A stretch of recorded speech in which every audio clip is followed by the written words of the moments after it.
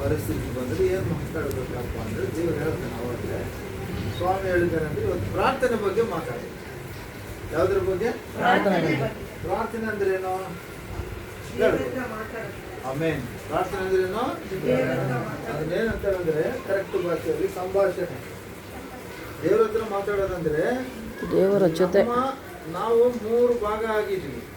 ಒಂದು ಶರೀರ, ಇನ್ನೊಂದು ಪ್ರಾಣ, ಇನ್ನೊಂದು ಆತ್ಮ. ನಮ್ಮ ಆತ್ಮದೊಟ್ಟಿಗೆ ಪರಿಶುದ್ಧ ಆತ್ಮ ದೇವರು, ದೇವರ ಆತ್ಮನೇ ಪರಿಶುದ್ಧ ಆತ್ಮ ದೇವರು. ಆ ದೇವರೊಟ್ಟಿಗೆ ನಾವು ಸಂಭಾಷಣೆ ಮಾಡುವುದು, ನಾವು ಮಾತಾಡುವುದು. ಇದು ಆಗಬೇಕು. ಇದು ಆಗಲಿಲ್ಲ ಅಂದರೆ ವೇಸ್ಟ್. ಒಂದು. ಎರಡನೇದು, ಕ್ರೈಸ್ತ ಮಕ್ಕಳಾದವರು, ದೇವರ ಮಕ್ಕಳಾದವರು ಎಲ್ಲರೂ ಕೂಡ ಪ್ರಾರ್ಥನೆ ಮಾಡಲಿಕ್ಕಾಗಿ ಬಂದಿರಬೇಕು. ಏನಾಗಿರಬೇಕು? ನಿಮ್ಮಲ್ಲಿ ಎಲ್ಲರೂ ಪ್ರಾರ್ಥನೆ ಮಾಡಕ್ಕೆ ಬರ್ತದೆ ನಂಬ್ತೀನಿ ನಾನು. ನಂಬ್ತದಲ್ಲ? ಎಲ್ಲರೂ ಪ್ರಾರ್ಥನೆ ಮಾಡಕ್ಕೆ ಬರ್ತದಲ್ಲ? Very good. ಸ್ತೋತ್ರ. ಪ್ರಾರ್ಥನೆ ಮಾಡಿದ್ರು ಯಾರು ಬರೋದಿಲ್ಲ ಅವರು ಕಣ್ಣು ಮುಚ್ಕೊತಾರೆ, ಕಣ್ಣು ಕೆಳಗಾಗ್ತಾರೆ, ತಲೆ ಕೆಳಗಾಗ್ತಾರೆ. ಅದಾಗಬಾರ್ದು. ದೇವ್ರ ಸ್ತೋತ್ರವಾಗಲಿ. ಪ್ರಾರ್ಥನೆ ಬಗ್ಗೆ 3 ವಿಷಯ ಹೇಳಿ ನಾನು ಮುಗಿಸ್ಬೇಕು ಇವತ್ತು. ಎಲ್ಲ ನಿಮ್ಗೆ ತಿಳಿದಿರೋ ವಿಷಯನೇ. ನನಗಿಂತ ಒಳ್ಳೆ ವಾಕ್ಯ ಹೇಳುವ ದೈವಜನರಿದ್ದಾರೆ. ಆದರೂ ದೇವರು ನನ್ನ ಆರಿಸ್ಕೊಂಡಿದ್ದಾನೆ. ದೇವರ ಸ್ತೋತ್ರವಾಗಲಿ. ಸ್ತೋತ್ರವಾಗಲಿ ಅಂದರೆ ಆಮೇಲೆ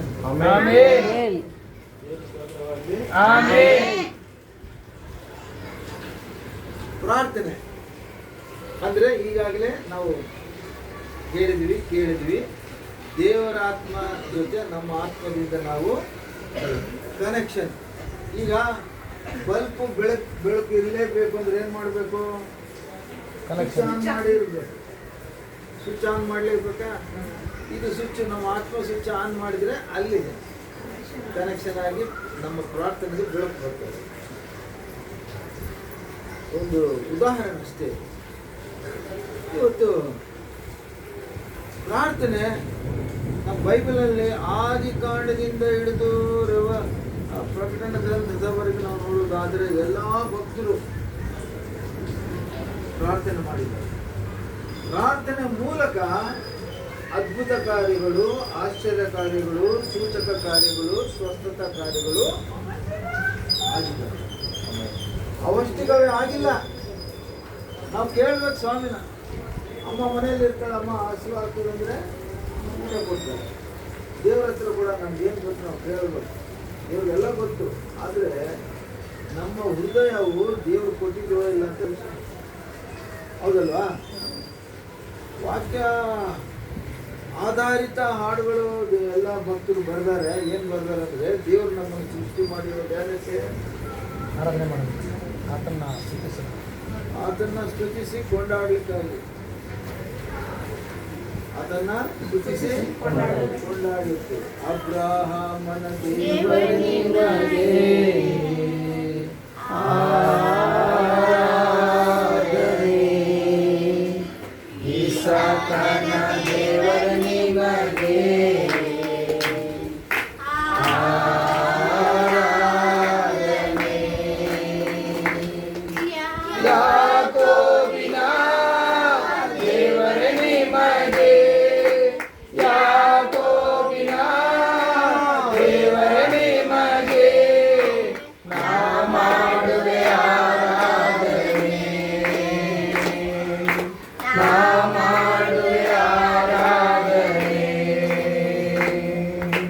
ತಂದೆ ಮಗನಿಗೆ ಪವಿತ್ರಾತ್ಮನಿಗೆ, ತಂದೆ ಮಗನಿಗೆ ಪವಿತ್ರಾತ್ಮನಿಗೆ ನಾ ಮಾಡುವೆ ಆರಾಧನೆ,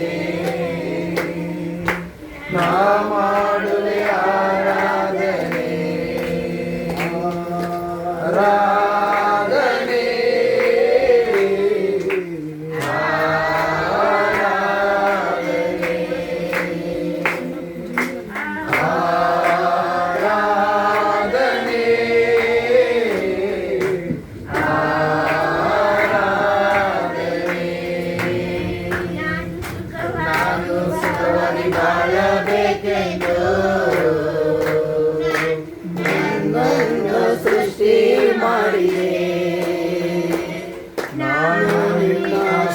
ಸ್ತುತಿಸಬೇಕೆಂದು ಹೆಸರಿಡಿದು ನೀ ಕರೆದೆ. ನಾನು ಸುಖವಾಗಿ ಬಾಳಬೇಕೆಂದು ನನ್ನನ್ನು ಸೃಷ್ಟಿ ಮಾಡಿದೆ. ನಾನು ನಿನ್ನ ಸ್ತುತಿಸಬೇಕೆಂದು ಹೆಸರಿಡಿದು ನೀ ಕರೆದೆ. ಕೃಪಾಪೂರ್ಣನೇ ಓ ಕೃಪಾಪೂರ್ಣನೇ, ಕೃಪಾಪೂರ್ಣನೇ ಓ ಕೃಪಾಪೂರ್ಣನೇ, ಬಸಿರುವ ದಿನವೆಲ್ಲ ನಾ ಮಾಡುವೆ ಆರಾಧನೆ. ನನ್ನ ಉಸಿರಿರುವ ದಿನವೆಲ್ಲ ನಾ ಮಾಡುವೆ ಆರಾಧನೆ. ಆರಾಧನೆ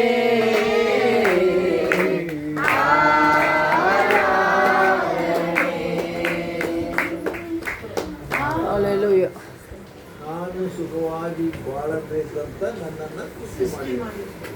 ಮತ್ತೆ ನಾವೇನ್ ಮಾಡ್ಬೇಕಂತ ಅದನ್ನ ಆತನನ್ನು ಸ್ತುತಿಸಬೇಕು. ಆತನನ್ನು ಸ್ತುತಿಸಬೇಕೆಂದು ಒಬ್ಬೊಬ್ಬರನ್ನ ಹೆಸರಿಟ್ಟು ಕರೆದ. ಆಮೆನ್. ಹಲ್ಲೆಲೂಯಾ. ಸುಮ್ಮನೆ ಆತನ ಕರೆದಿಲ್ಲ, ನಾನು ಹೆಸರಿಟ್ಟು ಕರೆದ. ಹೌದಲ್ಲ? ಅದು ಕಡೆದಲ್ಲೇ ನೋಡ್ತೀವಿ. ಆದಮು ಎಲ್ಲ ಜಾತಿಗಳಿಗೆ ಒಂದೊಂದು ಹೆಸರು ಇಟ್ಟ. ದೇವ್ರು ಹೇಳಿದ್ರೆ ಇಟ್ನ, ಆತನೇ ಇಟ್ನ. ದೇವರು ಇಟ್ಟಂಗೆ ದೇವರು ಕರೆದಂಗೆ ಹೆಸರು. ನಮ್ಮನ್ನ ಕರೆದಾತನು ನಂಬಿಗಸ್ತನು. ಹಲ್ಲೆಲೂಯಾ. ನಮ್ಮನ್ನು ಕರೆದಾತನು ನಂಬಿಗಸ್ತನು. ನಂಬಿಗಸ್ತನು ದೇವರು, ಒಳ್ಳೆ ದೇವರು ನಮ್ಮ ದೇವರು. ಮೊದಲು ನಾವು ದೇವರ ಮಕ್ಕಳಾಗಿ ನಾವೇನ್ ಮಾಡ್ಬೇಕಂದ್ರೆ ದೇವರನ್ನ ಕಂಡುಕೊಳ್ಬೇಕು. ದೇವರನ್ನ ಕಂಡುಕೊಳ್ಬೇಕು. ದೇವರಂದ್ರೆ ಏನು? ದೇವರಂದ್ರೆ ಏನು? ದೇವರಂದ್ರೆ ಬಹಳ ಮಂದಿ ದೇವರಂದ್ರೆ ಗೊತ್ತಿಲ್ಲ. ಸುಮ್ಮನೆ ಪೂಜೆ ಮಾಡ್ತಾರೆ, ಪುನಸ್ಕಾರ ಮಾಡ್ತಾರೆ, ಏನೇನೋ ಮಾಡ್ತಾರೆ. ಆದರೆ ದೇವರಂದ್ರೆ ಏನು?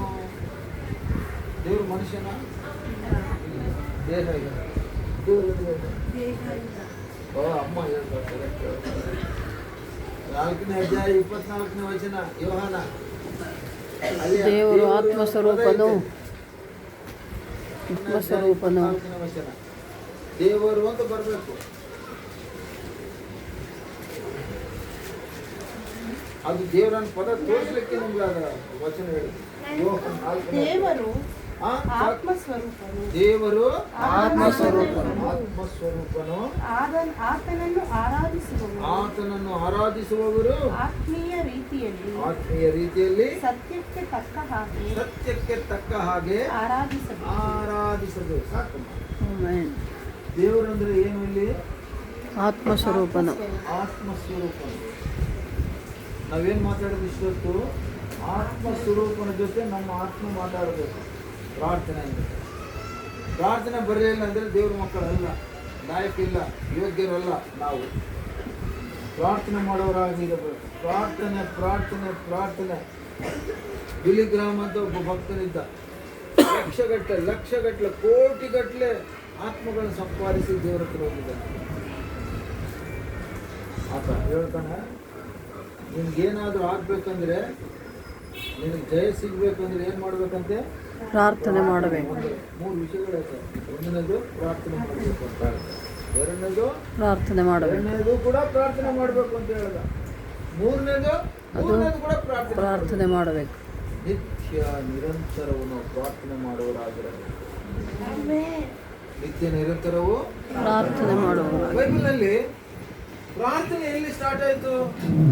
ಯಾರು ಫಸ್ಟ್ ಪ್ರಾರ್ಥನೆ ಮಾಡಿದ್ರು? ಯಾಕೆ ಪ್ರಾರ್ಥನೆ ಮಾಡಬೇಕಾಯಿತು? ಯಾರು ಹೇಳಿದ್ರು ಪ್ರಾರ್ಥನೆ ಮಾಡಬೇಕು ಅಂತ? ನಾವು ಸ್ಟಡಿ ಮಾಡೋಣ. ಇದು ಒಂದು ರೀತಿ ಬೈಬಲ್ ಸ್ಟಡಿನೇ ಸರಿ.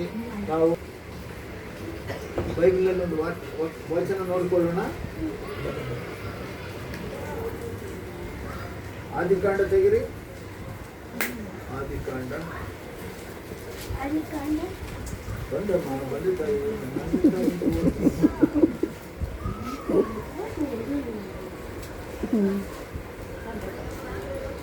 4ನೇ ಅಧ್ಯಾಯ 4ನೇ ಅಧ್ಯಾಯ, ಆದಿಕಾಂಡ 4ನೇ ಅಧ್ಯಾಯ 25ನೇ ವಚನದಿಂದ ಓದಬೇಕು. 25, 26 ಕೊನೆ. ಆದಾಮನು ತಿರುಗಿ ಹಾ. ತನ್ನ ಹೆಂಡತಿಯನ್ನು ಕೂಡಲು ಆಕೆ ಗಂಡು ಮಗನನ್ನು ಕೆಟ್ಟು ಹಾ. ಕಾಯಿನನ್ನು ಕೊಂದು ಹಾಕಿದ. ಹಾ. ಹೇಬೇಲನಿಗೆ ಬದಲಾಗಿ ದೇವರು ನನಗೆ ಬೇರೆ ಸಂತಾನವನ್ನು ನೇಮಿಸಿದನೆಂದು ಎಂದು ಆ ಮಗುವಿಗೆ ಸೇತನೆಂಬ ಹೆಸರಿಟ್ಟನು. ತರುವಾಯ ತರುವಾಯ ಸೇತನು ಸಹ ಸೇತನು ಸಹ ಹಾ. ಮಗನನ್ನು ಪಡೆದು ಆತನಿಗೆ ಏನೋಷು ಎಂದು ಹೆಸರಿಟ್ಟನು. ಆ ಕಾಲದಲ್ಲಿ ಯೆಹೋವ ಎಂಬ ಹೆಸರನ್ನು ಹೇಳಿಕೊಂಡು ಹಾ. ಆರಾಧಿಸುವುದಕ್ಕೆ ಪ್ರಾರಂಭವಾಯಿತು. ಆಯಿತು. ಆಮೆನ್. ಮೊದಲನೇ ಪ್ರಾರ್ಥನೆ ಅಲ್ಲಿ ಆರಂಭವಾಯಿತು. ಅಲ್ಲಿವರೆಗೂ ಪ್ರಪಂಚದಲ್ಲಿ ಪ್ರಾರ್ಥನೆ ಇಲ್ಲ. ಪ್ರಾರ್ಥನೆ ಮಾಡೋದು ಅಲ್ಲಿ ಆರಂಭವಾಯಿತು. ಪ್ರಾರ್ಥನೆ ಮಾಡಬೇಕು ಅಂತ ಅವನಿಗೆ ಜ್ಞಾನ ಬಂತು. ಜ್ಞಾನ ಅಂದ್ರೇನು ಹೇಳಬೇಕು. ಜ್ಞಾನ ಅಂದ್ರೇನು? ಜ್ಞಾನ ಅಂದ್ರೆ ದೇವರೇ. ಜ್ಞಾನ ಅಂದ್ರೆ ದೇವರೇ. ದೇವರ ಅವನೊಳಗೆ ತೂರಿ ಅವನಿಗೆ ತೋರಿಸಿದ ಮಾರ್ಗ ತೋರಿಸಿದ ಪ್ರಾರ್ಥನೆ ಮಾಡುವುದು. ಅಲ್ಲಿವರೆಗೆ ಯಾರಿಗೂ ಗೊತ್ತಿಲ್ಲ. ಅಷ್ಟು ಮಂದಿ ಹುಟ್ಟಿದ್ರು ಆದಾಮನಿಂದ, ಯಾರು ಪ್ರಾರ್ಥನೆ ಮಾಡಿಲ್ಲ, ಗೊತ್ತಿಲ್ಲ. ಆದರೆ ದೇವರು ಏನು ಮಾಡಿದ? ಅವನು ಜ್ಞಾನ ಕೊಟ್ಟ. ಜ್ಞಾನ ಅಂದರೆ ಏನದು? ದೇವರೇ ಅವನ ಒಳಗೆ ಪ್ರವೇಶಿಸಿದ. ಹಾಗಾಗಿ ಪ್ರಾರ್ಥನೆ ಎಂಬ ವಿಷಯದಲ್ಲಿ ಆರಂಭವಾಯಿತು. ಪ್ರಾರ್ಥನೆ ಆರಂಭವಾಯಿತು. ಅಲ್ಲಿಂದ ಇವತ್ತಿವರೆಗೆ, ಈ ದಿನದವರೆಗೆ ಪ್ರಾರ್ಥನೆ ಅದು ಆಗುತ್ತಲೇ ಇದೆ. ದೇವರು ಸ್ತೋತ್ರವಾಗಿದೆ.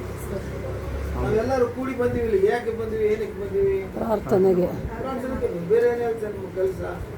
ಪ್ರಾರ್ಥನೆ ಪ್ರಾರ್ಥನೆ ಪ್ರಾರ್ಥನೆ ಪ್ರಾರ್ಥನೆ. ನಾವೆಲ್ಲರೂ ಯಾವಾಗಲೂ ಏನಕ್ಕೆ ಮಾಡೋರಾಗಿರ್ಬೇಕು?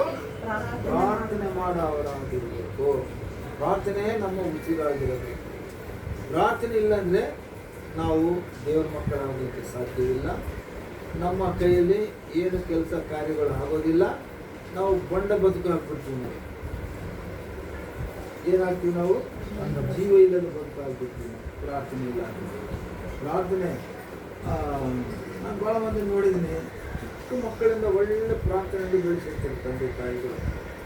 ನಾನು ಯಾರಿಗಾನ ಪ್ರಾರ್ಥನೆ ಮಾಡೋ ಪರಿಸ್ಥಿತಿ ಬಂದರೆ ಚಿಕ್ಕ ಮಕ್ಕಳಿಗೆ ಪ್ರಾರ್ಥನೆ ಏನಂತ ಮಾಡ್ತೀನಿ ನಾನು? ಚಿಕ್ಕಂದಿನಿಂದಲೇ ಯೆಹೋವನ ಭಯಭಕ್ತಿಯಲ್ಲಿ ಬೆಳೆದು ದೊಡ್ಡವರಾಗಿ ತಂದೆ ತಾಯಿಗೆ ಒಳ್ಳೆಯದು ತರುವ ಮಕ್ಕಳಾಗಿ, ಕ್ರಿಸ್ತನಿಗೆ ಪ್ರತಿಷ್ಠೆ ತರುವ ಮಕ್ಕಳಾಗಿ ಬೆಳಿಬೇಕು ಅಂತ ಪ್ರಾರ್ಥಿಸ್ತೀನಿ. ಆದ್ರೇನು? ಪ್ರಾರ್ಥನೆ ಪ್ರಾಮುಖ್ಯವಾದದ್ದು ನಮ್ಮ ಜೀವನದಲ್ಲಿ. ನಿಮ್ಗೇನೆಲ್ಲ ಬೇಕು ಅಂದರೆ ಮನುಷ್ಯರು ಕೇಳಕ್ಕೆ ಹೋಗ್ಬಾರ್ದು. ನಾವು ಮೊಣಕಾಲೂರಿ ನಾವು ಪ್ರಾರ್ಥನೆ ಮಾಡಬೇಕು. ಏನು ಮಾಡಬೇಕು? ನನ್ನ ಮಕ್ಕಳಿಗೆ ಚಿಕ್ಕವರಿದ್ದಾಗ ಅಪ್ಪ ಪೆನ್ಸಿಲ್ ಬೇಕು, ಪೆನ್ನು ಬೇಕು ಅಂತ ಕೇಳಿದ್ರೆ ನಾನೇನು ಕಲಿಸಿದ್ದೀನಿ ಅವ್ರಿಗೆ? ನಾನು ಆ ಥರ ಕೇಳಿದ್ರೆ ಕೊಡ್ಲಿಕ್ಕಿಲ್ಲ. ಮೊಣಕಾಲು ಊರಬೇಕು. ಏಸಪ್ಪ ನನಗೆ ಪೆನ್ನು ಬೇಕು, ಏಸಪ್ಪ ನನಗೆ ಪೆನ್ಸಿಲ್ ಬೇಕು ಅಂತ ಕೇಳಿದ್ರೆ ಕೊಡ್ತೀನಿ ಅಂತೇಳಿ ಅವ್ರು ಒತ್ತಾಯ ಮಾಡಿ ಪ್ರಾರ್ಥನೆ ಮಾಡೋದು ಕಲಿಸ್ಕೊಟ್ಟಿರ್ತೀನಿ. ನಾವು ದೇವ್ರ ಮಕ್ಕಳಾಗಿ ನಾವು ಸಹ ಈ ಥರನೇ ಪ್ರಾರ್ಥನೆ ಮಾಡೋದು ಚಿಕ್ಕಂದಿನದಲ್ಲೇ ಮನೆಯ ಮಕ್ಕಳಿಗೆ ನಾವು ಕಲಿಸ್ಬೇಕು.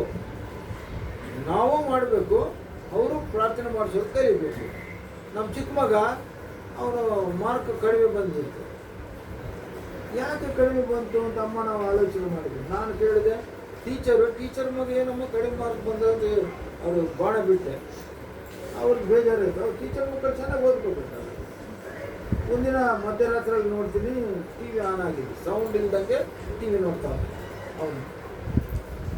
ಅಂದರೆ ಅರ್ಥ ಏನು? ನಾವು ಟಿ ವಿ ನೋಡಿದ್ರೆ ಅವನು ಟಿ ವಿ ನೋಡ್ತಾನೆ.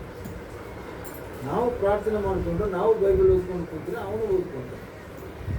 ಹಾಗಂತೇಳಿ ಟಿ ವಿ ಜಮಖಾನ ತಂದು ಗಟ್ಟಿ ಕಟ್ಟಿ ಮೇಲೆ ಇಟ್ಬಿಟ್ವಿ. ಮನೆಯಲ್ಲ ಟಿ ವಿನೇ ಇಲ್ಲ. ಯಾವಾಗಲೂ ನಾವು ಬೈಬಲ್ ಓದೋದು, ಬುಕ್ಸ್ ಓದೋದು, ನಾವು ಓದ್ಕೊಂಡು ಕೂಡೋದು, ಪ್ರಾರ್ಥನೆ ಮಾಡೋದು ಮನೆಯಲ್ಲಿ. ಅವನು ಪ್ರಾರ್ಥನೆ ಮಾಡಬೇಕು, ಅವನು ಓದ್ಕೊಳ್ಬೇಕು. ಇದು ಅಭ್ಯಾಸ ಪಟ್ಟಿರ್ತೀವಿ. ಅವ್ರು ನೆಕ್ಸ್ಟ್ ಪರೀಕ್ಷೆಯಲ್ಲಿ 72% ಪಾಸ್ ಆಗಿದ್ದಾರೆ. ಕಾರಣ ಮನೆಯೊಳಗೆ ತಂದೆ ತಾಯಿಗಳು ಮಕ್ಕಳಿಗೆ ಪ್ರಾರ್ಥನೆ ಮಾಡೋದು ಅಭ್ಯಾಸ ಮಾಡಿಸ್ಬೇಕು, ಒತ್ತಾಯ ಮಾಡಿಸ್ಬೇಕು. ಕೆಲವು ಮನೆಗಳಲ್ಲಿ ವಚನಗಳನ್ನು ಬೈಬಲ್ ನೋಡ್ದಂಗೆ ಹೇಳಬೇಕು, ಹೇಳಿದ್ರೆ ಊಟ ಕೊಡ್ತೀವಿ, ಇಲ್ಲ ಅಂತೇಳಿ ಕಂಡೀಷನ್ ಆಗ್ತಾರೆ ಕೆಲವು ತಂದೆ ತಾಯಿಗಳು. ಆ ಥರ ಮಕ್ಕಳು ನಾವು ನೋಡಿದ್ವಿ, ಮನೆಗಳು ನೋಡಿದ್ವಿ, ಕುಟುಂಬಗಳು ನೋಡಿದ್ವಿ. ಒಳ್ಳೆಯದು, ಸಂತೋಷ. ಯಾವಾಗಲೂ ನಾವು ಏನಂದರೆ ಮಕ್ಕಳ ಮುಂದೆ ನಾವು ಶಿಸ್ತು ಬೆಳೆಸ್ಬೇಕು. ಏನು ಶಿಸ್ತು ಅಂದರೆ ಪ್ರಾರ್ಥನೆ ಮಾಡುವ ಶಿಸ್ತು. ವಾಟ್ಸಪ್ಪಲ್ಲಿ ನೋಡ್ತೀನಿ ನಾನು, ನಿನ್ನೆ ಮೊನ್ನೆ ನೋಡ್ತೀನಿ, ಚಿಕ್ಕ ಮಕ್ಕಳು ಬ್ಯೂಟಿಫುಲ್ ಪ್ರಾರ್ಥನೆ ಮಾಡೋದು ಬಂದು, ಈಗಿನ ಮಕ್ಕಳು ಇಂಥ ಪ್ರಾರ್ಥನೆ ಸ್ಟ್ಯಾಂಡರ್ಡ್ ಪ್ರಾರ್ಥನೆ ಮಾಡ್ತಾ ಇದ್ದಾರೆ. ನನಗೂ ಬರಲ್ಲ ಅಂತ ಪ್ರಾರ್ಥನೆ. ನಾನು ಫಸ್ಟ್ ದೇವ್ರು ನಂಬಿದಾಗ ಚರ್ಚ್ಗೆ ಹೋಗಿದ್ದೀನಿ. ಆ ಪಾಸ್ಟ್ರು ನಾನಂದ್ರೆ ಭಾಳ ಪ್ರೀತಿಸ್ತೀನಿ. ನಾನು ದೊಡ್ಡ ಆಫೀಸರು, ನನಗೊಂದು ರೀತಿ ಬೆಲೆ ಕೊಡ್ತಿದ್ದ. ಒಂದಿನ ಏನಾಯಿತು, ಪ್ರಾರ್ಥನೆ ಆರಾಧನೆ ಮುಗೀತು.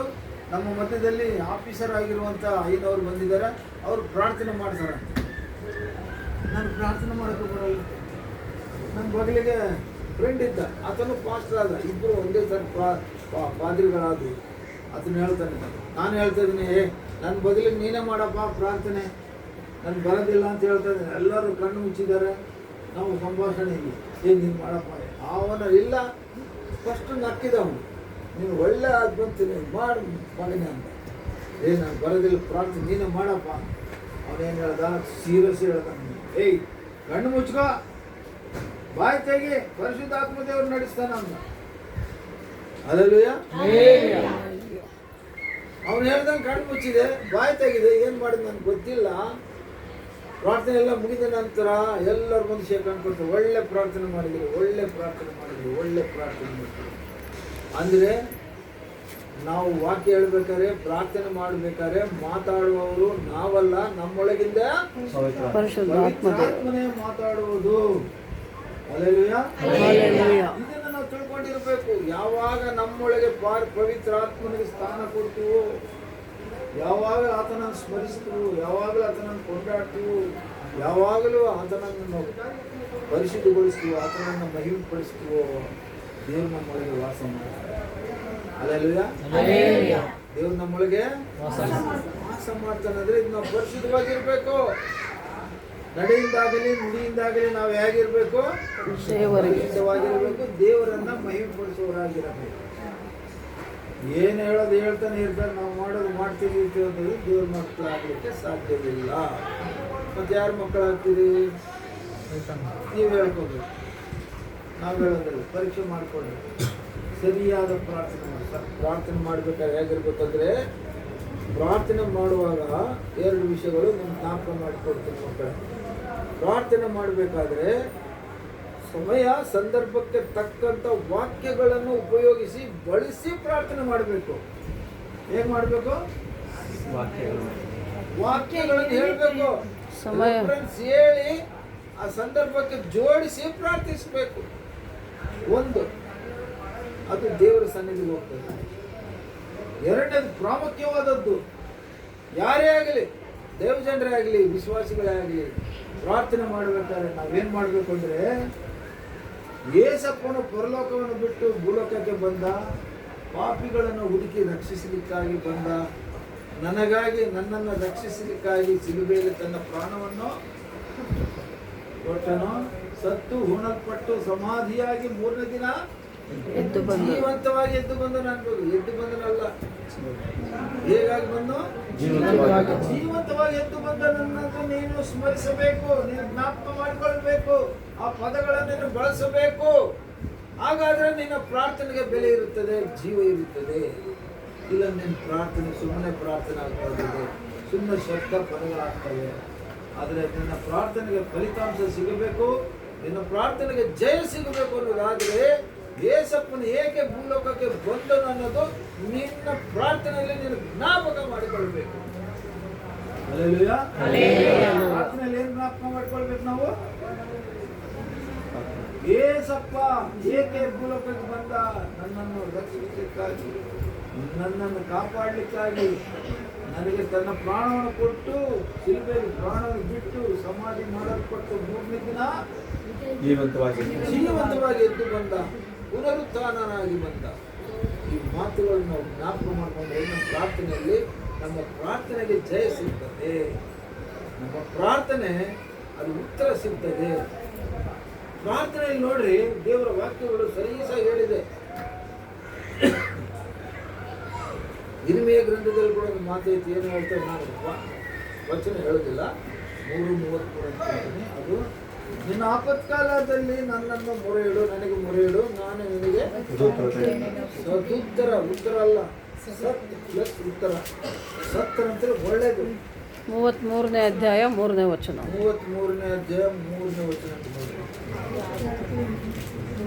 ವಾಕ್ಯ ನಮಗೆ, ವಾಕ್ಯ ಅಂದ್ರೆ ದೇವರೇ ಹೇಳ್ತದೆ ನಮಗೆ. ನಿನ್ನ ಕಷ್ಟ ಇದ್ದಾಗ ನನಗೆ ಮೊರೆ ಇಡಪ್ಪ, ನಾನೇನು ಸಹಾಯ ಮಾಡ್ತೀನಿ ಅಂತ ಕೂಡ ನಾವು ಮಾಡಲ್ಲ. ಇನ್ಯಾರು ಹೇಳ್ಬೇಕು? ದೇವರೇ ಹೇಳ್ತಾ ಇದ್ದಾನೆ ವಚನದಲ್ಲಿ, ನಾನು ಕೇಳಿಕೋ, ನಾನು ನಿನಗೆ ಸದುತ್ತರವನ್ನು ದಯಪಾಲಿಸುವೆನು, ದಯಪಾಲಿಸಿದ ನಿನಗೆ ತಿಳಿಯದ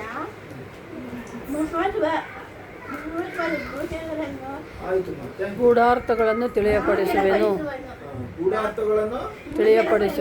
ಗೋಚರಪಡಿಸುವೆನು. ಗೋಚರ ಅಗೋಚರಗಳಿದ್ದಾವೆ, ಇವೆಲ್ಲಾರ್ದು ತಿಳಿಯುವಂತೆ ಎಲ್ಲವೂ ದೇವ್ರ ಕೈಯಲ್ಲಿ. ಆತನೇ ಸೃಷ್ಟಿಕರ್ತಾನೆ. ಆತನಿಗೆ ಗೊತ್ತಿಲ್ಲದ ಯಾವುದೂ ಇಲ್ಲ. ಆತನೇ ನಿರ್ಮಾಣಿತಾನೆ. ಆತನ ಹೇಳ್ತಾ ಇದ್ದಾನೆ, ನಿಮಗೆ ನಾನು ಉತ್ತರ ಕೊಡ್ತೀನಿ. ಯಾರು ಹೇಳ್ತೀವಿ ಲೋಕದಲ್ಲಿ? ಯಾರು ಹೇಳೋಕ್ಕೆ ಸಾಧ್ಯ ಇಲ್ಲ. ಗೊಂಬೆಗಳಿಗೆ ಪೂಜೆ ಮಾಡೋರು ಇದ್ವಿ, ನಾವೆಲ್ಲ ಅಲ್ಲಿಂದ ಬಂದವರು ಮಾಡಿದ್ವಿ. ಗೊಂಬೆ ನಮಗೆ ಮೂಗೈತೆ, ವಾಸನೆ ನೋಡೋಂಗಿಲ್ಲ, ಬಾಯಿ ಐತೆ, ಮಾತಾಡೋಂಗಿಲ್ಲ. ಅದೇನು ಉತ್ತರ ಕೊಡ್ತಾರೆ? ಆದರೆ ನಮ್ಮ ದೇವರು ಜೀವಳ ದೇವರು, ಮಾತಾಡುವ ದೇವರು. ಅಲ್ಲೆಲ್ಲೂಯಾ. ನಮ್ಮ ದೇವರು ಅಂತ ದೇವರು ಮಾತಾಡುವ ದೇವರು. ಮಾತಾಡ್ತಾರೆ ನಮ್ಮ ಜೊತೆ ಮಾತಾಡ್ತಾರೆ. ನಾವು ಅದನ್ನು ಕೇಳುವುದಾದರೆ, ಪ್ರಾರ್ಥಿಸುವುದಾದರೆ ನಮ್ಮ ಜೊತೆ ಮಾತಾಡ್ತಾರೆ. ನಾನು ಯಾರನ್ನು ದೇವರು ಮಾತಾಡ್ತಾನೆ ಅಂದರೆ ನಂಬ್ತಿದ್ದಿಲ್ಲ. ಏಯ್ ಏನು ಬುರುಡೆ ಬಿಡ್ತೀನಿ, ಎಲ್ಲ ಸುಳ್ಳು ಮಾತಾಡ್ತೀವಿ. ದೇವರು ಏನು ಮಾತಾಡ್ತಾನೆ? 5-6 ಸಾರಿನ ದೇವರು ನನ್ನ ಜೊತೆ ಮಾತಾಡಿದ್ದಾರೆ. ಹೇಳಿದನು, ಮಾಡು, ಆ ಥರ ಮಾಡು. ಅದು ಮಾಡಿದ್ದೀನಿ. ನನ್ನ ಜೀವನದಲ್ಲಿ ಜಯ ಸಿಕ್ಕಿದೆ, ಜಯ ಅನುಭವಿಸಿದ್ದೀನಿ, ಜಯವನ್ನು ನೋಡಿದ್ದೀನಿ, ಕಂಡಿದ್ದೀನಿ. ಯಾವಾಗ ಪ್ರಾರ್ಥನೆ ಮಾಡಿದಾಗ ಸರಿ. ಈಗ ಇವತ್ತು ನಾವು ಪ್ರಾರ್ಥನೆ ಎಲ್ಲಿಂದ ಆರಂಭವಾಯಿತು ಅಂದರೆ, ಎಲ್ಲಿಂದ ಆರಂಭವಾಯಿತು? ಆದಿಕಾಂಡ 4ನೇ ಅಧ್ಯಾಯ 25ನೇ ವಚನ. ಅಲ್ಲಿ ಯಾರು? ಶೇತ್ ಮಗ ಹೆಸರು ಹೇಳ್ಬೇಕಲ್ಲ, ಏನೋಷ್ ಏನಂತ ನೋಡಿ ಭಾಷೆ. ಅವರಿಂದ ಆರಂಭ ಆಯಿತು ಪ್ರಾರ್ಥನೆ.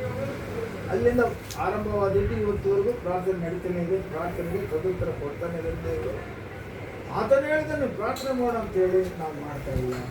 ಪ್ರಾರ್ಥನೆಗೆ ನಾವು ಗಂಭೀರ ತೋರಿಸ್ತಾ ಇಲ್ಲ, ಅದಕ್ಕೆ ಪ್ರಾಮುಖ್ಯತೆ ಕೊಡ್ತಾ ಇಲ್ಲ. ಹಾಗಾಗಿ ನಾವು ಮನುಷ್ಯರು ಏನು ಮಾಡ್ತಾರೆ ಅಂದರೆ, ಭಾಳ ಮಂದಿ ನೋಡಿದ್ದೀನಿ, ಪಾಸ್ಟರ್ಗಳನ್ನೇ ನೋಡಿದ್ದೀನಿ. ಅವ್ರಿಗೇನು ಅವಸರಗಳಿದ್ದರೆ ಮನುಷ್ಯರು ನೋಡಿ ಕೇಳ್ತಾರೆ, ನಂಗೆ ಸಹಾಯ ಮಾಡು, ನಂಗೆ ಕಷ್ಟ ಐತೆ, ನನಗೆ ನಷ್ಟ ಐತೆ, ನನಗೆ ತೊಂದರೆ ಐತೆ ಅಂತ. ನಾವು ಅದನ್ನು ನಂಬೋದಿಲ್ಲ. ನಾವೇನು ಮಾಡ್ತೀವಿ ಅಂದರೆ, ನಮಗೇನಾದರೂ ಬೇಕಿದ್ದಲ್ಲಿ ನಾವು ಯಾರನ್ನು ಕೇಳಬೇಕು? ಏಸಪ್ಪನ ಕೇಳ. ದೇವ್ರನ್ನ ಕೇಳಬೇಡ. ದೇವರಂದರೆ ಬಾಗಿಲು ದೇವರೇ, ಕುರ್ಚಿ ದೇವರೇ, ಪೆನ್ನು ದೇವರೇ, ಇವು ದೇವರುಗಳಾಗ್ಬಿಟ್ಟು ಆ ದೇವರುಗಳು ನಮ್ಗೆ ಬೇಡ. ದೇವರು ಅಂದ್ರೆ ಪದ ನೋಡಿದ್ವಲ್ಲ, ದೇವರ ಆತ್ಮಸ್ವರೂಪನಂತ. ಆ ಪದ ಬಂತ ದೇವರು. ದೇವರು ಯಾರೋ ನನಗೆ ಹೇಳಿದ್ರು, ದೇವರಂದ್ರೆ 3 ಅಕ್ಷರಗಳು ಇರುವಂಥ ಒಂದು ಪದ. ದೇ ಅಂದರೆ ದೇಹ ಇಲ್ಲದವನು, ವ ಅಂದರೆ ವರ್ಣಿಸಲಾರ್ದ. ಯಾರು ದೇವ್ರು ನೋಡಿದಾರ? ರೂ ಅಂದರೆ ರೂಪ ಇಲ್ಲದವನು. ದೇಹ ಇಲ್ಲ, ರೂಪ ಇಲ್ಲ, ಯಾರು ನೋಡಿಲ್ಲ. ಹಾಗಾಗಿ ದೇವರು ಮಹಾಬೆಳಕು. ಆತನು ಆತ್ಮಸ್ವರೂಪನು, ಕಣ್ಣಿಗೆ ಕಾಣುವುದಿಲ್ಲ, ಯಾರು ನೋಡಿಲ್ಲ. ಹಾಗಾಗಿ ದೇವರ ಸನ್ನಿಧಿ ಅನುಭವಿಸ್ತಾರೆ ಯಾರು ಆತನ ನಂಬಿರ್ತಾರೆ. ಕನ್ಯಾಕುಮಾರಿ ಹೋಗಿದ್ದೀನಿ, ಕನ್ಯಾಕುಮಾರಿ ಹೋಗ್ಬಿಟ್ಟು ತಿರುಗಾಡಿ ಚರ್ಚಿನ ನೋಡಿ ಎಲ್ಲರೂ ಟ್ರೈನ್ಗೆ ಬೆಂಗಳೂರಿಗೆ ಬಂದುಬಿಟ್ರು. ನಾನು ಇನ್ನೊಂದು ಯಾವುದೋ ಊರಿಗೆ ಹೋಗ್ಬೇಕು, ಕಡಲೋಗಿ ಅಲ್ಲಿ ಹೋಗ್ಬೇಕಾಯ್ತು. ಅಲ್ಲಿ ಯಾರಿಲ್ಲ, ಬಸ್ ಸ್ಟಾಪ್ ಐತೆ, 7 ಗಂಟೆಗೆ ಬಸ್ ಬರ್ತದೆ ಅಂದ್ರೆ ಯಾರು ಇಲ್ಲ, ನಾನು ಒಬ್ಬರೇ ಕುಂತಿದ್ದೆ. ಬಸ್ಸು ಬರ್ತದೆ, ಆ ಬಸ್ಸು ಹೋದರೆ ಆಯಿತು. ಇನ್ನು ಮತ್ತೆ ಯಾವ ಬಸ್ಸು ಬರೋದಿಲ್ಲ, ರಾತ್ರಿ ಎಲ್ಲ ಯಾರು ಇರೋದಿಲ್ಲ ಅಂತ ಮುಂಚೆನೇ ಹೇಳಿದ್ದಾರೆ. ತಿರುಗಾಡಿದ್ದೀನಿ ನಾನು, ತಿರುಗಾಡಿ ನಿದ್ದೆ ಬಂದ್ಬಿಟ್ಟೆ, ಮಾಡ್ಕೊಂಡಿದ್ದೆ. ಬಸ್ ಬಂದೈತೆ, ಯಾರೋ ಬಂದು ಎಬ್ಬಿಸಿ ಕರ್ಕೊಂಡೋಗಿ ಬಸ್ಸಲ್ಲಿ ಕುಂದಿಸಿದ್ರು. ಬಸ್ಸು ಸ್ಟಾರ್ಟ್ ಆಯಿತು. ನಾನು ಹೊರಗೆ ನೋಡ್ತೀನಿ, ಯಾರು ಇಲ್ಲ. ನಾನು ಯಾರು ಎಬ್ಬಿಸಿದ್ರು, ನಾನು ಯಾರು ಕರ್ಕೊಂಡು ಬಂದರು, ನಾನು ಯಾರು ಬಸ್ಸಲ್ಲಿ ಕುಂದಿರಿಸಿದ್ರು, ಯಾರು ಏಸಪ್ಪ. ನೋಡಿದ್ರ? ನಾವು ಪ್ರಯಾಣ ಮಾಡುವಾಗ ದೇವರು ಪ್ರಾರ್ಥನೆ ಮಾಡಿದ್ವಿ. ಅವರೆಲ್ಲರೂ ಬೆಂಗಳೂರು ಬಂದರು, ನಮ್ಮ ಜೊತೆಗಾರರೆಲ್ಲರೂ ಅವರೆಲ್ಲ ಪ್ರಾರ್ಥನೆ ಮಾಡಿದ್ವಿ. ನಾವೆಲ್ಲರೂ ಹೋಗ್ತಾ ಇದ್ವಿ. ಅಯ್ಯನವ್ರನ್ನ ಒಬ್ಬರನ್ನೇ ಬಿಟ್ಟು ಹೋಗ್ತಾ ಇದ್ವಿ. ಅಯ್ಯನವ್ರಿಗೆ ನೀವು ಜೊತೆಗಾರನಾಗಿರು ತಂದೆ. ಅಲ್ಲೆಲ್ಲ ಅಯ್ಯನಿಗೆ ಏನಾಗಿರ್ಬೇಕು ಅಂತ ಜೊತೆಗಾರನಾಗಿದ್ದು ಅಯ್ಯನವರನ್ನ ಸಹಿಯಾಗಿ ನಡೆಸಿದ್ದಂತೆ. ಏನು ಅವ್ರು ನಮ್ಮ ತಪ್ಪ ಅಂತೇಳಿ ಪ್ರಾರ್ಥನೆ ಮಾಡಿ ನಾನು ಬಿಟ್ಟು ಹೋದ್ರು. ಅದು ಯಾರಿಗೆ ನನ್ನನ್ನು ಜವಾಬ್ದಾರಿ ಕೊಟ್ಟು ಹೋದ್ರು ಅವರು? ಎಲ್ಲೋ ನೋಡ್ತಿದ್ವಿ, ಮನುಷ್ಯರು ಬರೋದು ನೋಡ್ಬೇಡ್ರಿ. ಮತ್ತೆ ಅಲ್ಲೇ ನೋಡ್ತಾ ಇದ್ದೀವಿ, ಯಾರೋ ಬರ್ತಾರೆ ಅಲ್ಲಿ ನೋಡ್ಕೊಂಡು ವಾಕ್ಯ ಕೇಳಿಸ್ಕೊಳ್ತೀವಿ. ಹೌದಲ್ಲ? ಏನು ಹೇಳಿದ? ಅಲ್ಲೆಲ್ಲ ನನ್ನನ್ನು ಯಾರ ಕೈಯಲ್ಲಿ ಒಪ್ಪಿಸಿ ಹೋದ್ರು? ಕೈಯಲ್ಲಿ. ಇವರು ಕಾಯ್ದು ಕಾಪಾಡಿ ನಡೆಸಿ ತಂದೆ ಅಂತ. ನಾನು ನಿದ್ದೆ ಬಂದಿಲ್ಲ, ಮಲಗಿದ್ದೀನಿ. ಆದರೆ ಬಸ್ಸು ಬಂದಿದೆ, ಯಾರೋ ಎಬ್ಬಿಸ್ಕೊಂಡು ಹೋಗಿ ಒಳಗಡೆ ಕುಂದಿರಿಸಿ ಆಮೇಲೆ ಕಾಣೆ ಆಗಿ ನೋಡ್ತೀನಿ ಯಾರು ಇಲ್ಲ. ಅಂದರೆ ನನ್ನ ಪ್ರಾರ್ಥನೆಗೆ ಜಯ ಸಿಕ್ಕಿದೆ. ಬಲ ದೇವರು ಆ ಪ್ರಾರ್ಥನೆ ಕೇಳಿಸ್ಕೊಂಡಿದ್ದಾನೆ. ಪ್ರಿಯ ಮಕ್ಕಳೇ, ಪ್ರಾರ್ಥಿಸಿದರೆ ದೇವರು ತಪ್ಪದೆ ನಮ್ಮ ಪ್ರಾರ್ಥನೆ ಕೇಳಿಸ್ಕೊಳ್ಳೋನಾಗಿದ್ದಾನೆ. ಪ್ರಾರ್ಥನೆ ದಿನನಿತ್ಯದಲ್ಲಿ ಪ್ರಾರ್ಥನೆ ಮಾಡಬೇಕು, ದಿನನಿತ್ಯದಲ್ಲಿ ಪ್ರಾರ್ಥನೆ ಮಾಡಬೇಕು. ಒಂದು ಮಾತು, ದೇವ್ರ ಮಕ್ಕಳು ನಂಬಿದ್ರೇ ಪ್ರಾರ್ಥನೆ ಮಾಡಿದ್ರೇ ನಡೀತದ. ದೇವ್ರ ನಂಬಲಾರದವರು, ಬ್ಯಾಪ್ಟಿಸಮ್ ತೆಗೆದುಕೊಳ್ಳಲಾರದವರು ಪ್ರಾರ್ಥನೆ ಮಾಡಿದ್ರು ಕೂಡ ದೇವರು ಕೇಳಿಸ್ಕೊಂತಾನೆ ಆ ಪ್ರಾರ್ಥನೆಯನ್ನು. ಅಂತ ಒಬ್ಬ ಭಕ್ತನು ಈ ಬೈಬಲಲ್ಲಿ ನೋಡ್ತೀವಿ. ಆ ವಿಷಯ ಹೇಳಿ ನಾನು ಮುಗಿಸ್ತೀನಿ. 10ನೇ ಅಧ್ಯಾಯ ಅಪೊಸ್ತಲರ ಕಾರ್ಯ, ನನಗೆ ಬಹಳ ಇಷ್ಟವಾದ ಅಧ್ಯಾಯ. ಅಪೊಸ್ತಲರ ಕಾರ್ಯಗಳು 10ನೇ ಅಧ್ಯಾಯ 1ರಿಂದ 7ರವರೆಗೆ ದಯವಿಟ್ಟು ಯಾರು ಓದ್ರಿ. ಬೇಗ ಬೇಗ ಓದೋದಾದರೆ ನಾವು ಕೆಲವು ಮಾತುಗಳು, 3 ಮಾತುಗಳಿದ್ದಾವೆ, ಮಾತುಗಳು ಹೇಳಿ ನಾವು ಮುಗಿಸ್ಬಿಡೋಣ. ಅಪೊಸ್ತಲರ ಕಾರ್ಯಗಳು 10ನೇ ಅಧ್ಯಾಯ. ಬಹಳ ನಿಗೂಢವಾದ ವರ್ತಮಾನಗಳಿದ್ದಾವೆ ಈ ಅಧ್ಯಾಯದಲ್ಲಿ. ಓದಿ, 1ರಿಂದ ಓದಿ. 7 ಪಾಪ ಮಗು ಕ್ರೈಸ್ತರಲ್ಲಿ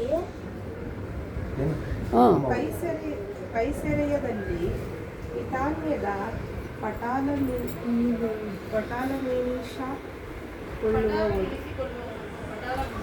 ಹಾಂ ಶತಾಧಿಪತಿಯಾದ ಕೋರ್ನೇಲಿಯನೆಂಬ ಒಬ್ಬ ಮನುಷ್ಯನಿದ್ದನು. ಹಾಂ ಅವನು ಭಕ್ತನು, ತನ್ನ ಮನೆಯವರೆಲ್ಲರೂ ಸಹಿತವಾಗಿ ದೇವರಿಗೆ ಭಯಪಡುವವರು ಆಗಿದ್ದರು. ಜನರಿಗೆ ಬಹಳವಾಗಿ ಹಣಜನ್ನು ಮಾಡುತ್ತಾ ದೇವರಿಗೆ ನಿತ್ಯವೂ ಪ್ರಾರ್ಥನೆ ಮಾಡುತ್ತಾ ಇದ್ದರು. ಮಧ್ಯಾಹ್ನದ ಮೇಲೆ ಸುಮಾರು 3 ಗಂಟೆಗೆ ಅವನಿಗೆ ಒಂದು ದರ್ಶನ ಉಂಟಾಗಿ ಒಬ್ಬ ದೇವದೂತನ ತನ್ನ ಬಳಿಗೆ ಬಂದು ಕೊರ್ನೇಲನೇ ಕರೆಯಲು ಅವನು ಪ್ರತ್ಯಕ್ಷವಾಗಿ ಕಂಡನು.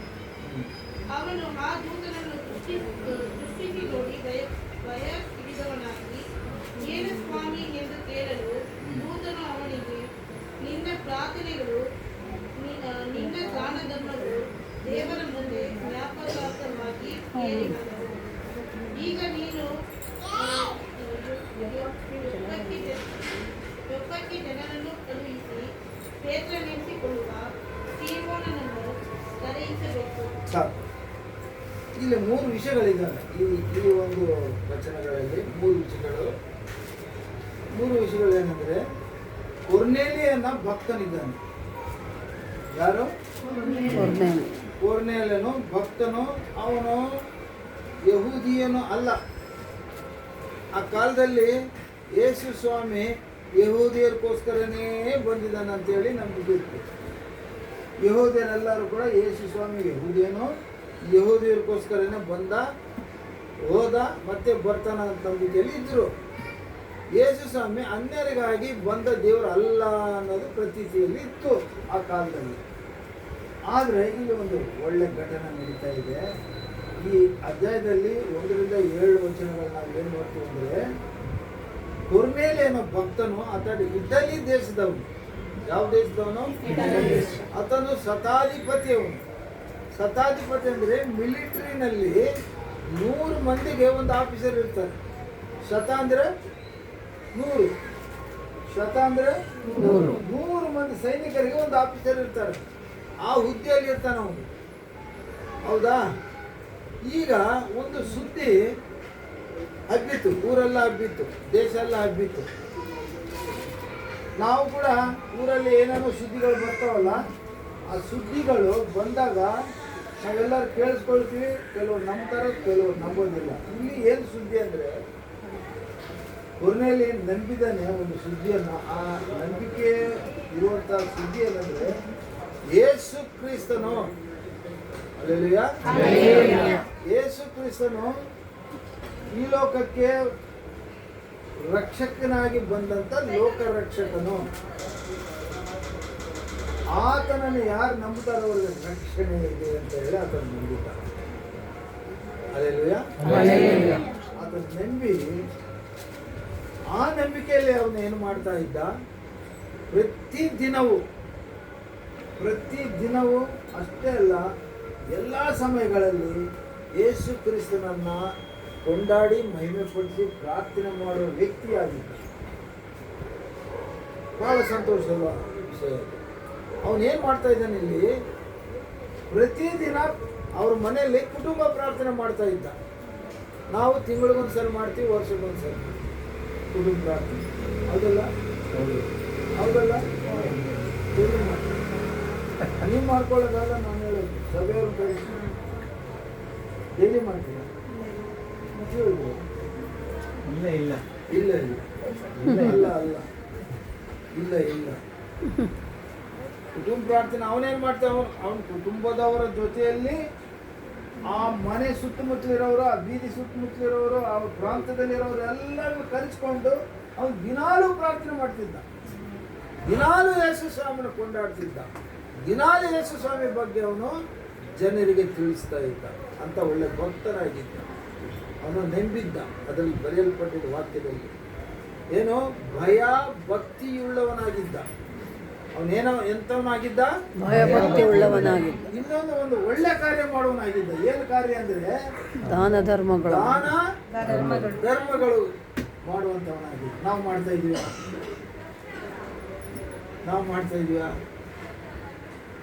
ಮಾಡಲ್ಲ. ಇತರರಿಗೆ ನಮ್ಮ ಸೊಮ್ಮು, ನಮ್ಮ ಸೊತ್ತು, ನಾವು ಅನ್ನ ನೀರು ಏನೋ ಕೊಟ್ಟರೆ ನಮ್ಗೆ ಕಡಿಮೆ ಆಗ್ಬಿಡ್ತದಲ್ಲ ಅಂಥೇಳಿ ಕೊಡೋದಿಲ್ಲ ನಾವು.